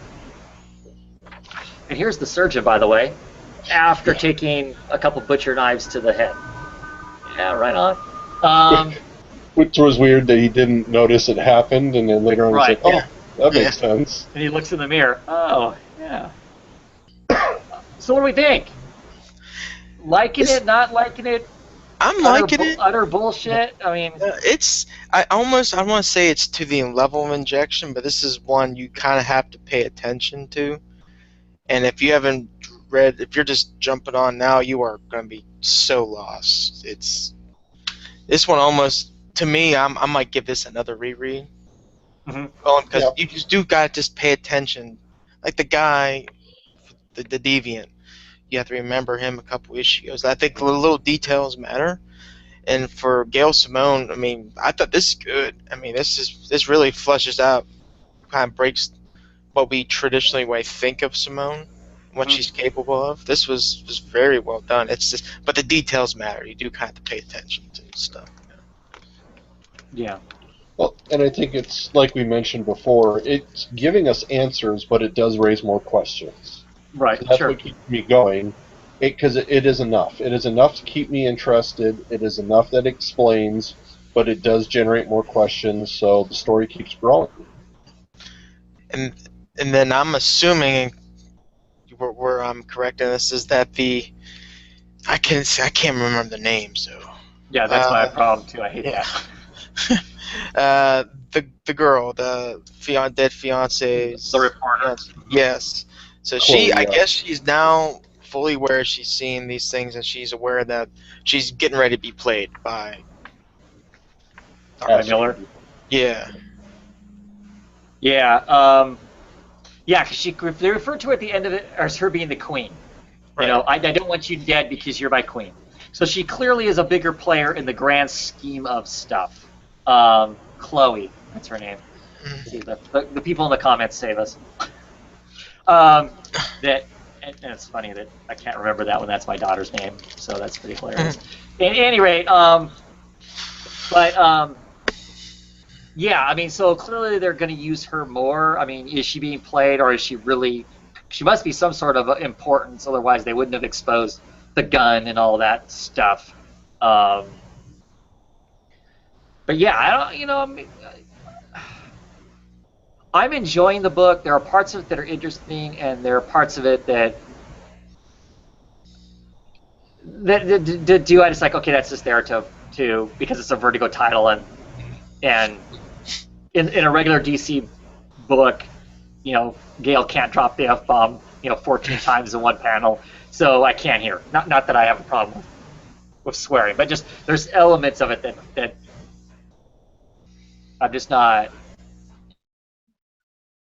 Every once in a while, that kind of almost pull me out in the fact of why this level of this? Is it really to drive home a point, or is it the shock, the shock value kind of thing? But I mean, like I said, I'm still enjoying it. I mean, I'm curious to see what's next, because it just feels like we kind of clearly this is the end of an arc, right? Oh, yeah. I mean, it really feels like it, because we get this kind of reveal at the very end of it.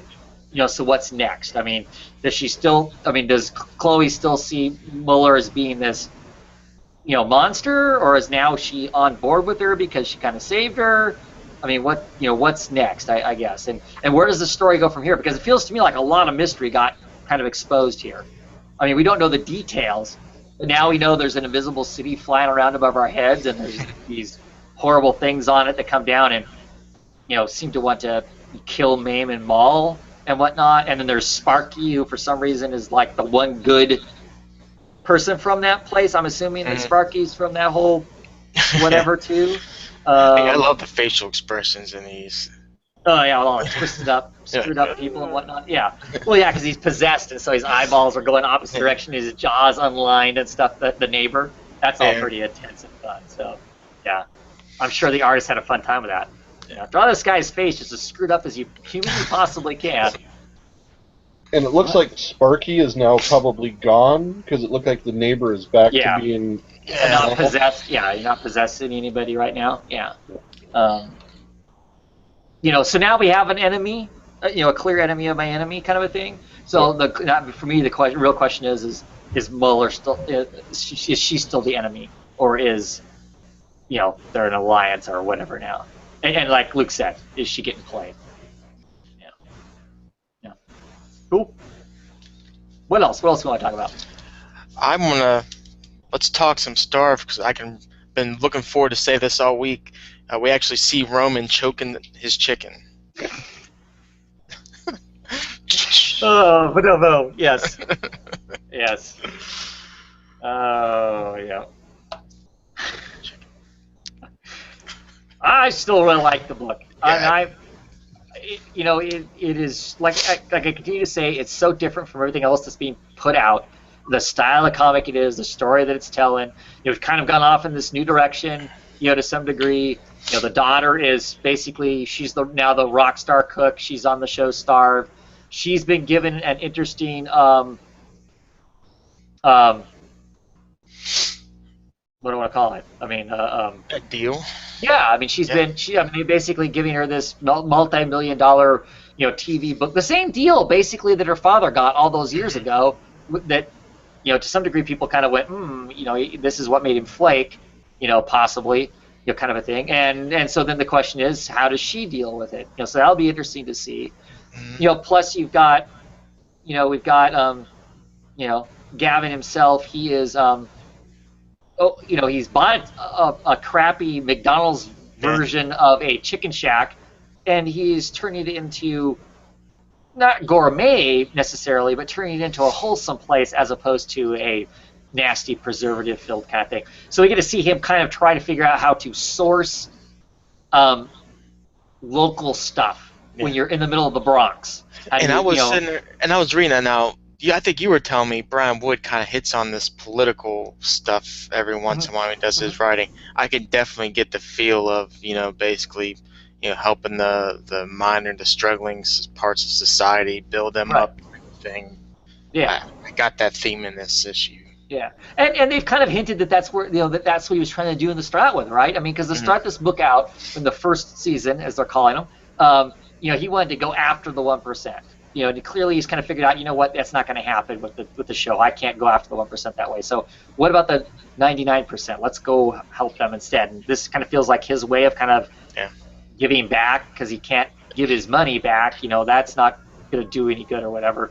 So this is kind of his way of creating this kind of. How about the end of that though? Oh, the ending?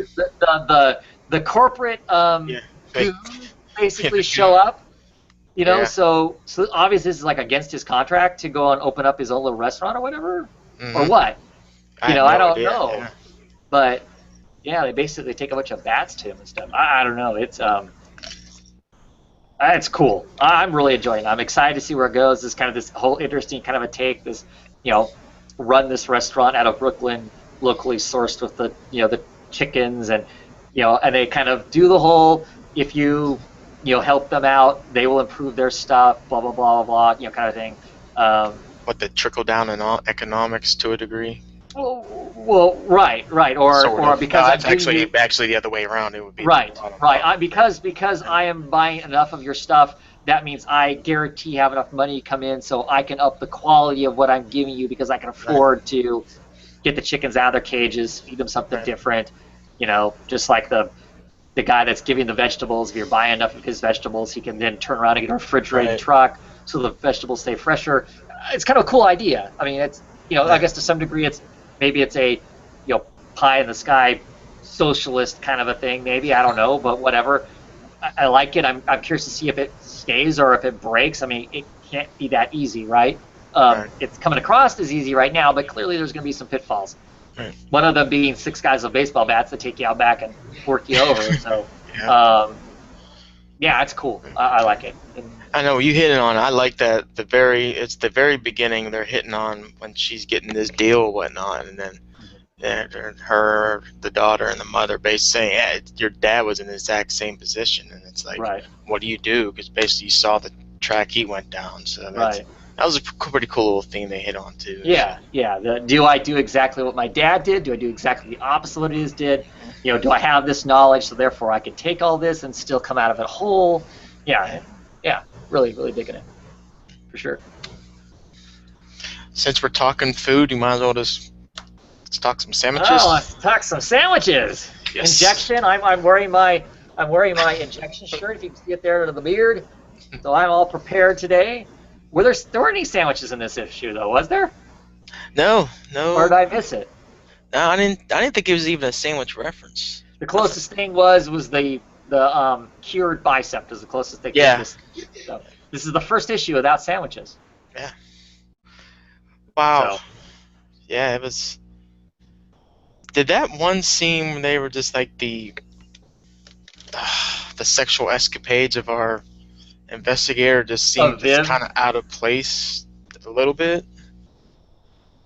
Like he was talking to somebody and then it just jumped to... So, well, basically he's talking to his bodyguard Red, right? He calls him Red, I think, Viv. Viv, our Sherlock Holmes analog.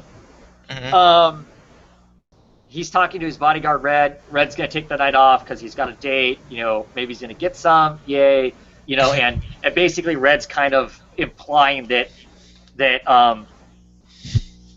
human interaction, that Viv would have no clue, because Viv kind of comes across as one of those people that doesn't really get human. He doesn't have his own emotions. He's just kind of this cold, aloof super detective.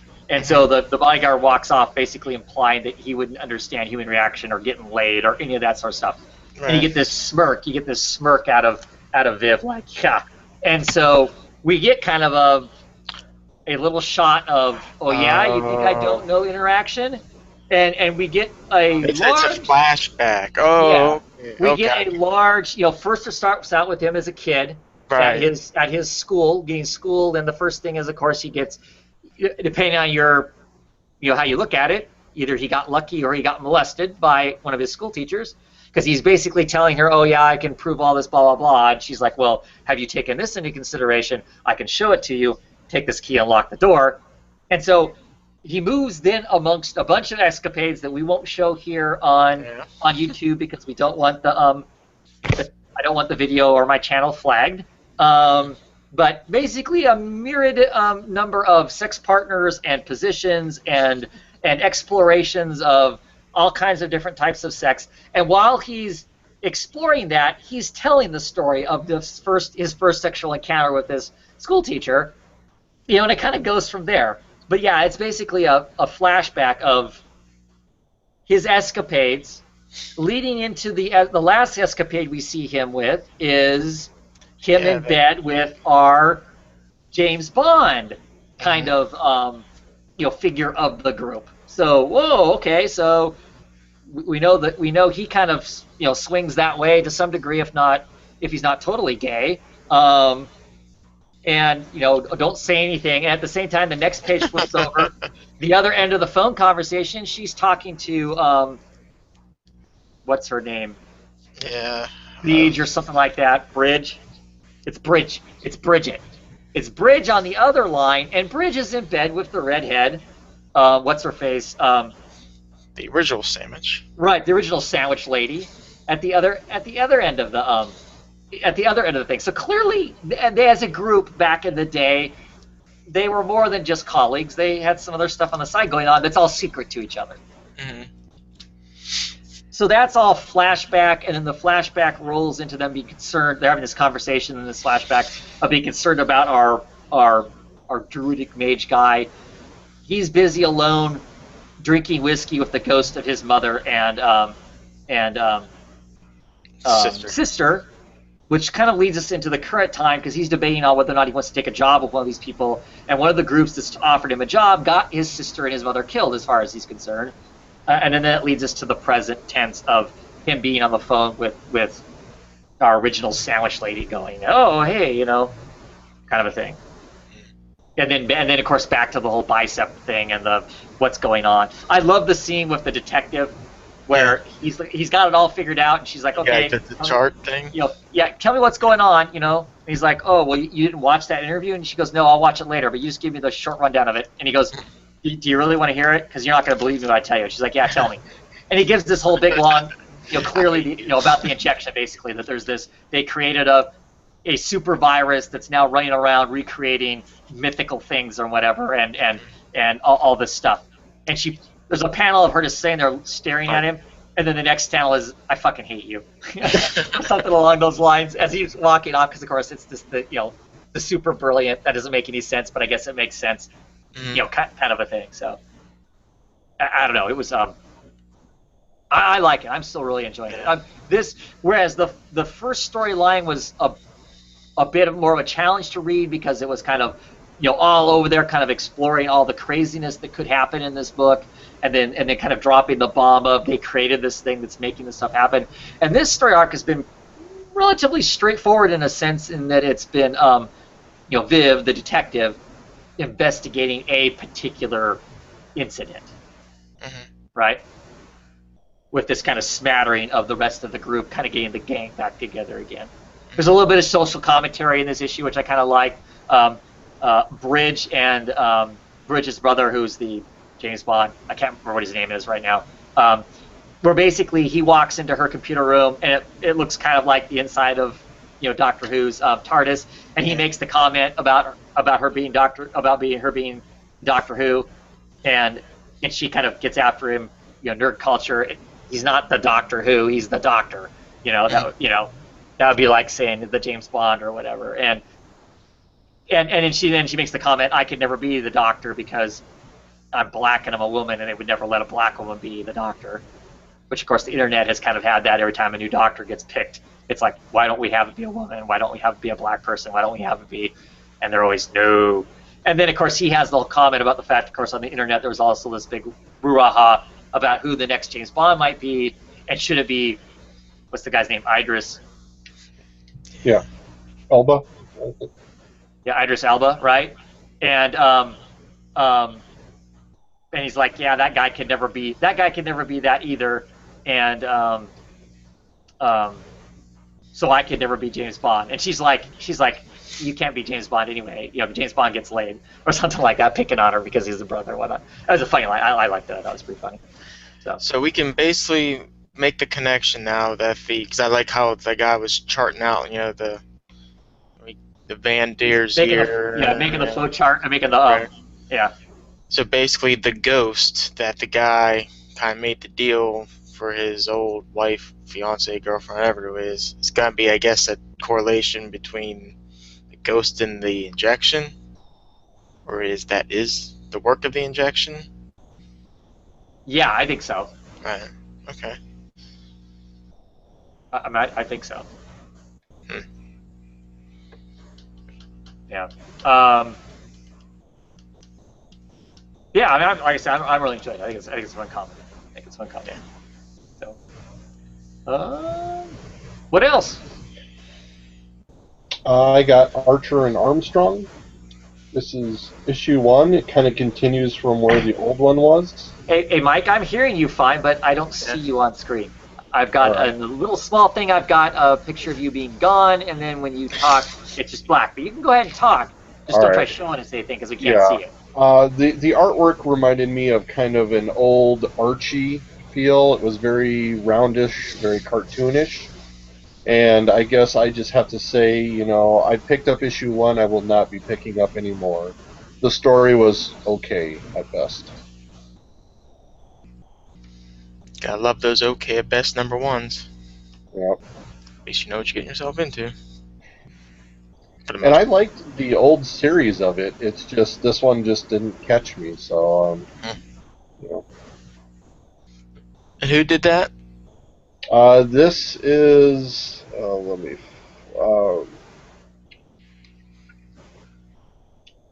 writer is Raffer Roberts, penciler David LaFont, and inker Ryan Wynn. So.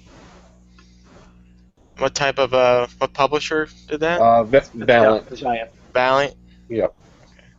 And there's a lot of their stuff I'm really getting into that I get free off my Hoopla app. So I'm enjoying that. It's just this reboot, re-kick off, whatever they're trying to do. It didn't catch me, and I think it just comes down to style. I just don't like this the style they chose for it now.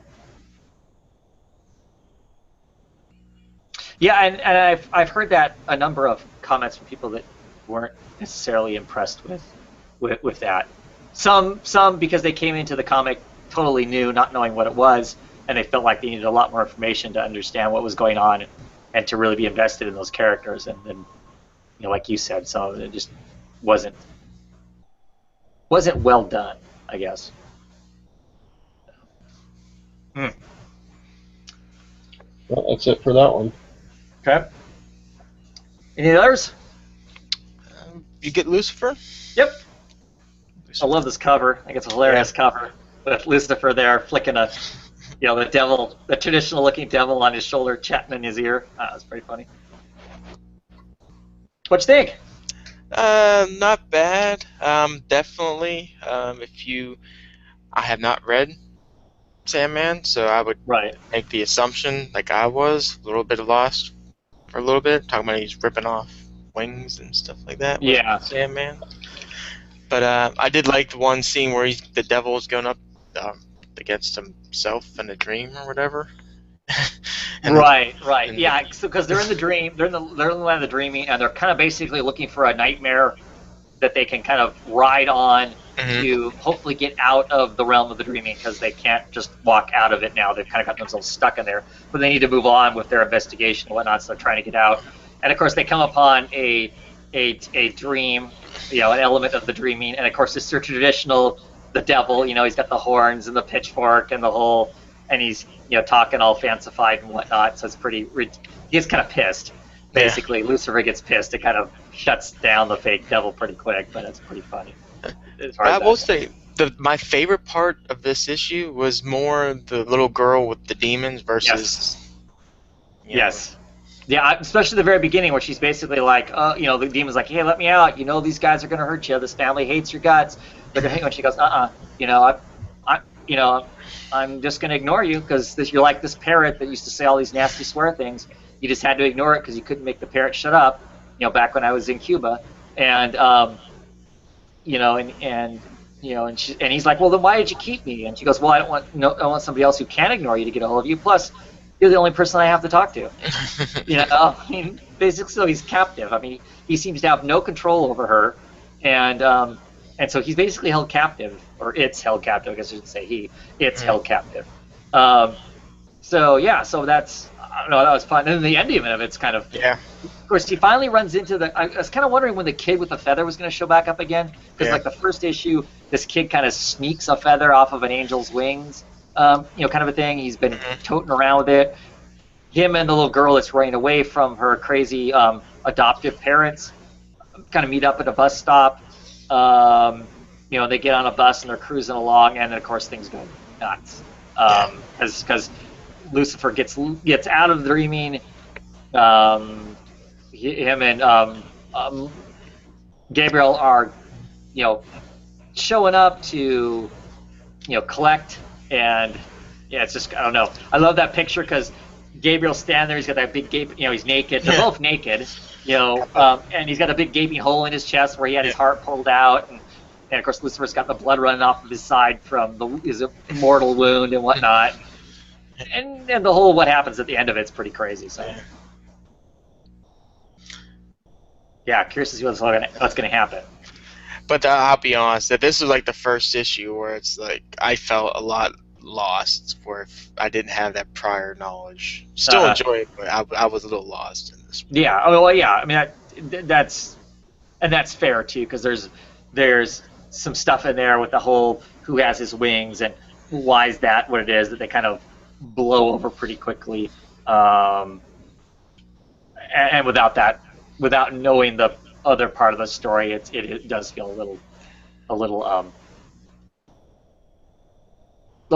not enough. There's not enough there, but at the same time, I know why they didn't spend a lot of time there, because it would probably bog the story down from where they actually want to go by trying to retell something, right? So, yeah. Cool. You got any other indie books? That's it for me. Let's see. I'll talk about this one. This is Second Sight, issue number 2. Aftershocks Comics. David Hein writing it. Alberto Ponticelli doing the art. Really, really enjoyed this issue. I'm totally solidly on board with the, with the book now. They've got this mystery going, and of this supposed group called the Wednesday Club, which is a smattering of high-level politicians, policemen, all that sort of thing, who over the years have been basically molesting children, doing all kinds of sex crimes, and all kinds of horrible stuff like that, and hiding it because they're people of power. This guy's daughter has been kind of working as an expose blogger to expose this stuff. They think they've got a lead to figure that out, and the lead disappears. So our main character is going to use his psychic abilities to see if he can hunt down their lead to expose this whole horrible thing. We get some more of his backstory as to how he discovered he could do this stuff. The reason you get this trippy mushroom thing going on here is because for him to get a full, kind of a little more along the lines of control over his power, he needs to be seriously tripping on these mushrooms, these particular mushrooms, which he does acquire and does trip out, and he can see the victims through the victim's eyes, and then while things are happening to them, and he can then transfer his astral body or whatever into the eyes of the actual perpetrator. So he has all this knowledge. Sometimes he doesn't know what to do with it, but he can kind of figure out where things are and whatnot. And just really cool, kind of creepy mystery serial killer kind of a thing. I'm really enjoying it. Really like the art. It's really cool. And yeah, the colors on the cover look really good. Yeah. Nothing like this completely happens in it. It starts to at the very end. So the next issue I would assume will give us a little more of the actual trippy kind of stuff. But yeah, there's just some kind of unhinged from reality sorts of things, and then he gets into these really depraved serial killer kind of people that he gets into their heads and stuff. And so him trying to figure out how to deal with that, because he's literally seeing these people doing these horrible things to people. He has no control over it. He's just like riding along, and then he snaps back into his own body, and then he has to kind of adjust to what he's just seen and try to figure out how to use that information to get it to somebody who can then rescue these people. So kind of interesting stuff. So. Is Mike still here? Yeah, I'm still here. Okay. Yeah, we just don't have a picture, Mike. We just got your No, icon. that's all right. Yeah. So Odyssey, read the Odyssey. This is issue 10. Pretty freaking amazing. Kind of part Odyssey, part Iliad, part Knights of the of Arabia kind of a thing, along the lines of as long as the person keeps telling stories and the story hasn't ended, the captors who would typically kill you won't kill you until they hear the end of the story. So that's kind of the bookends of this issue, the story that's being told, and of course in the story there's this great story which I'm sure comes from some other epic tale that I haven't completely sourced out where it's from yet. You get this horrible rapist in here and this goddess that exacts her revenge, and there's just the art from Christian Ward in the book is mind-blowing. Let's see, I can find some pages. Like this page, for instance, is just absolutely awesome, as the character's kind of tripping out and cascading down into stuff that is just this eyeball that's actually her face. Once you get down to here, her falling into it. It's just really, really some great work. Just some really kind of trippy MC Escher-esque kind of architecture and stuff. As the story's being told, our main character, it's like eats her own leg at one point in this, or is force-fed her own leg. There's her leg on a platter along with the dove that's got an arrow in it. All has meaning. I have to be kind of careful with this book also. as to what I show or don't show, because there are some. They pull no punches with any genitalia in this, so I have to kind of be careful what I show to show the art. The art alone is amazing. It's worth the book just for that. There our main character floating away with her legs severed off. I really enjoy. Here's the death scene. It's almost hard to probably tell on my computer because the colors are so bright and whatnot. As this goddess jumps on this god's back, driving his own arrows through his body to kill him, while the only statement that's on the page is boys who rape shall all be destroyed, because he is a rapist and she just annihilates him with his own arrows. But it is really it's just a really cool book. It's written differently in the fact because it's written in kind of the meter of the epic, the poems like the Odyssey and stuff like that. So it is different. I would still encourage everybody to check it out. For the art alone, that first trade has to be, it's $10, well worth the money. If nothing else, the $10 is worth the 8-page spread that's in issue 1. And there's literally 4 pages this way, 4 pages this way, off each side spread. That's just incredible. I was just having a conversation on Twitter today with some people about it and whatnot, and how I was concerned for the book because everybody wants to talk about it and say how it's a hard read, and I'm not gonna lie. It's not like it's easy reading. It is challenging, but I don't think it's a bad challenge. Kind of a thing. I know some people who are even collecting it in singles are collecting it, getting a big pile together, what would be a trade's worth, and then read them that way so they can keep the storyline straight in their head as it's going along.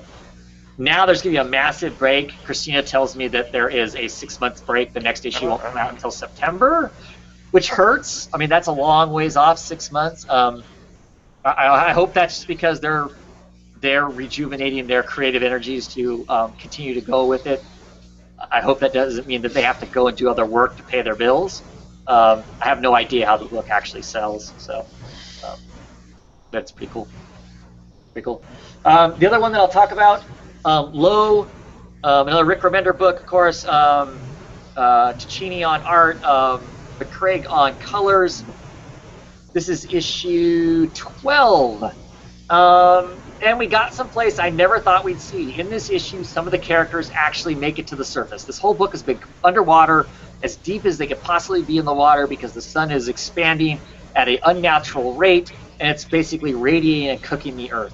And I just never thought we'd actually see above water, and we do in this issue. Some of the characters make it to the surface, and we see the surface world. It's pretty freaking amazing. It dances in the realm of the post-apocalyptic. In if all the humans raced down to the bottom of the ocean to avoid radiation and left everything just sitting there, what would it look like, and would anything survive? And if it survived for thousands and thousands of years, what would it be? So there's some fun stuff that shows up in this issue, and we get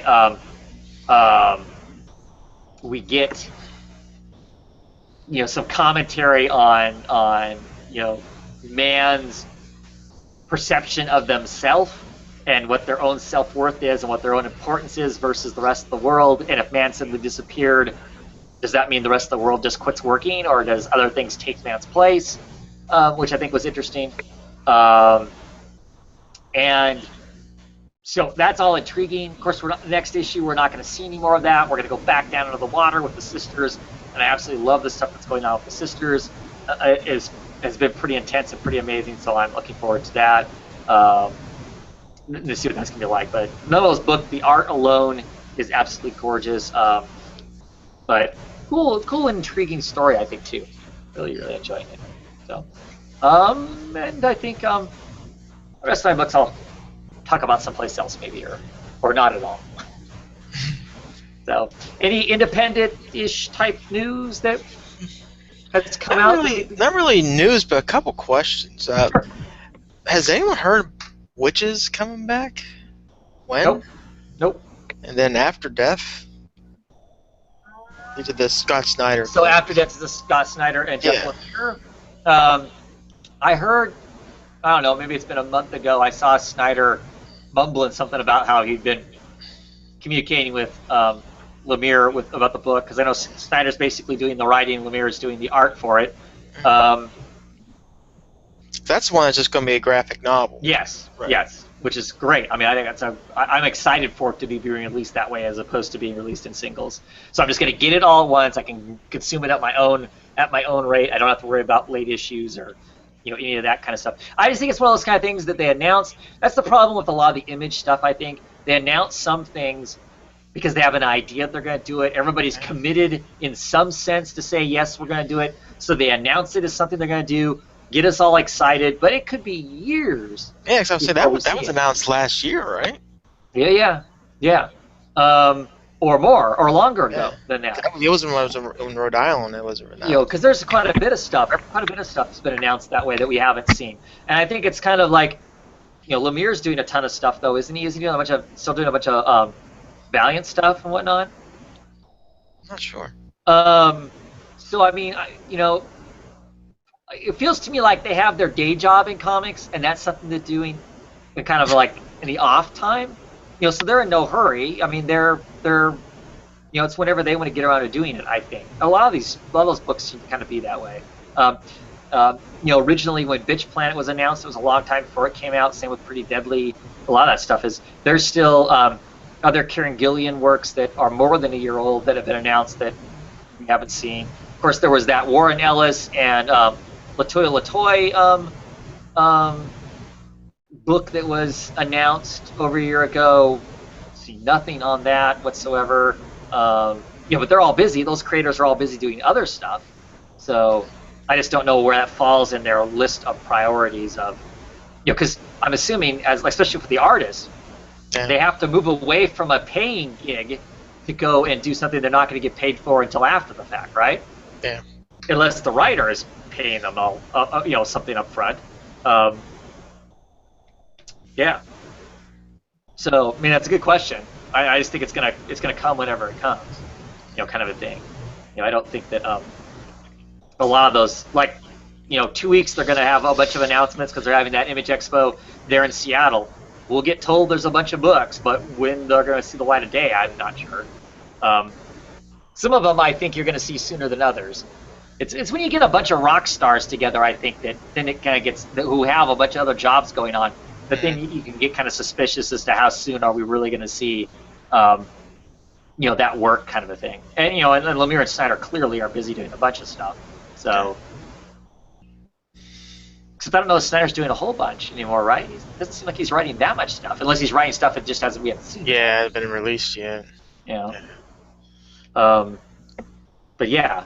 So it'll be. I know in Witches, he said way back last year that the second arc will pick up by Halloween. Well, that's come and gone. I heard something about April, and that's next month. Right. So evidently that's not going to happen. Yeah, I don't know. Clearly, there's just no hurry. But I haven't seen Jock really do anything. Me neither, which leads me to believe. Well, bits and pieces. He's been bits and pieces of stuff. So, yeah. I think anything consistent. I think he's doing that next issue of the Spider-Man. I wish. Superman, American Alien. I think he's doing the last issue. Right. So unless he's doing some Rebirth stuff, which that'd be awesome.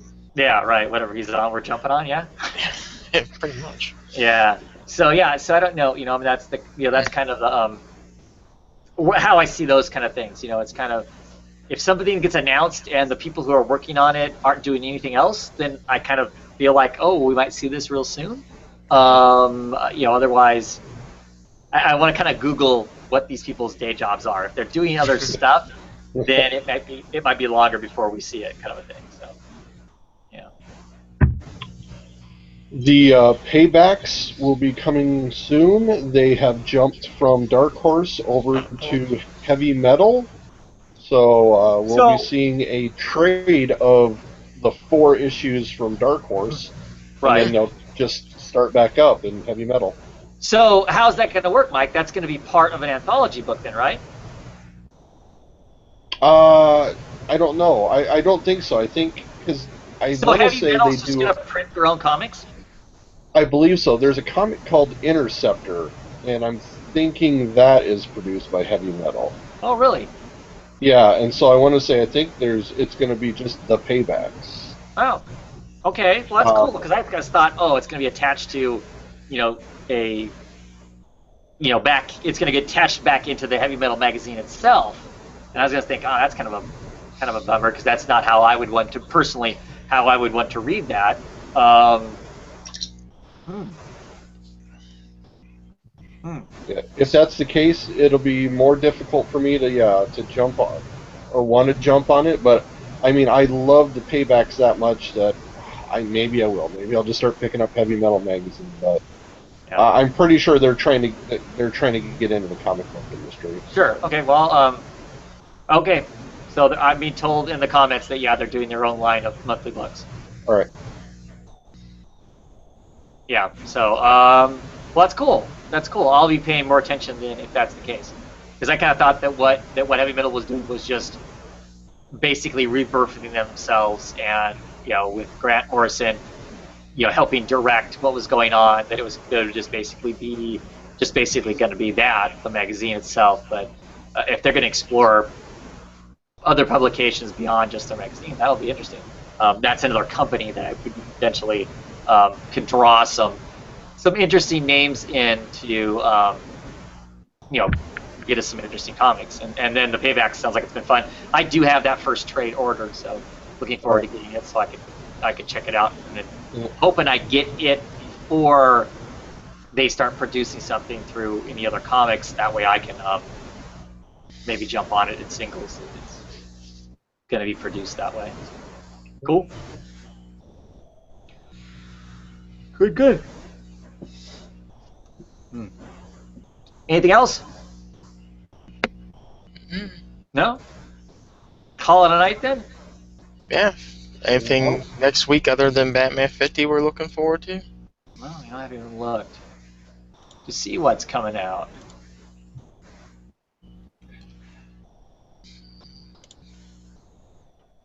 You gonna rush out to get Wonder Woman 50? No. Well, may we have another drive-by review? Maybe. I mean, it's still a Finch book, right? So, yeah. Probably. So I have no interest as long as it's a Finch book. So. Johnny, come be good to talk Harley Quinn. Yeah, John says he's gonna be on next week, so we'll.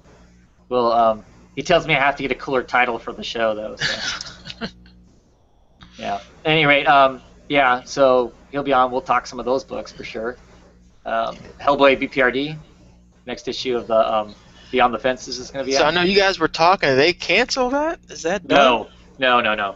The BPRD they skipped a month. When I went to order my books, there was a month where there wasn't anything to order, and it showed back up again in the next solicitation. So I didn't think it was going away, but I couldn't find it, so I was kind of wondering what the heck was up. They had some sort of scheduling bump, so it got bumped in a month as far as the regular BPRD book. But the Hellboy in Hell is going to end at issue 9. Mignola is hanging up doing any more Hellboy books because he wants to explore other art and stuff. But the rest of it will still be around. I mean, he'll still be doing the BPRD stuff, and the other Hellboy BPRD stuff will continue to go on. Wow, Sons of the Devil. Oh, Mike, you still reading that, or did you jump off that? I no longer am reading it. You're not longer reading it? Holy cow, that's coming back. Okay. It just never snagged me. So. Yeah. What issue is that? 6. What is that a new arc or finally the end of the arc? To be honest with you, it was the last one ended so long ago I can't remember. Yeah. Yeah, I mean, the breaks in the Image books and whatnot, I mean, I'm okay with if they're like a scheduled kind of a break. That's the one downside to independent books for me, is if it's not a scheduled break and the book comes out really inconsistent, it's frustrating. I mean, the professional people feels professional to me, like the people who do Saga, the people who do who do Lazarus and that sort of stuff, where they clearly are going to put out 5 issues, 6 issues, whatever it is, and they're going to take the 2 or 3 month break do whatever they need to do in their life that's not just living the comic book, awesome. And then they come back and they produce another block of books, their trade's worth basically, and then take a break. That's fine. I mean, I can navigate through that and whatnot. But the stuff where it's kind of spastic, hit and miss, not really hitting the dates you say you're going to hit and stuff becomes really, really frustrating. And to me, it makes it hard to read the books. I mean,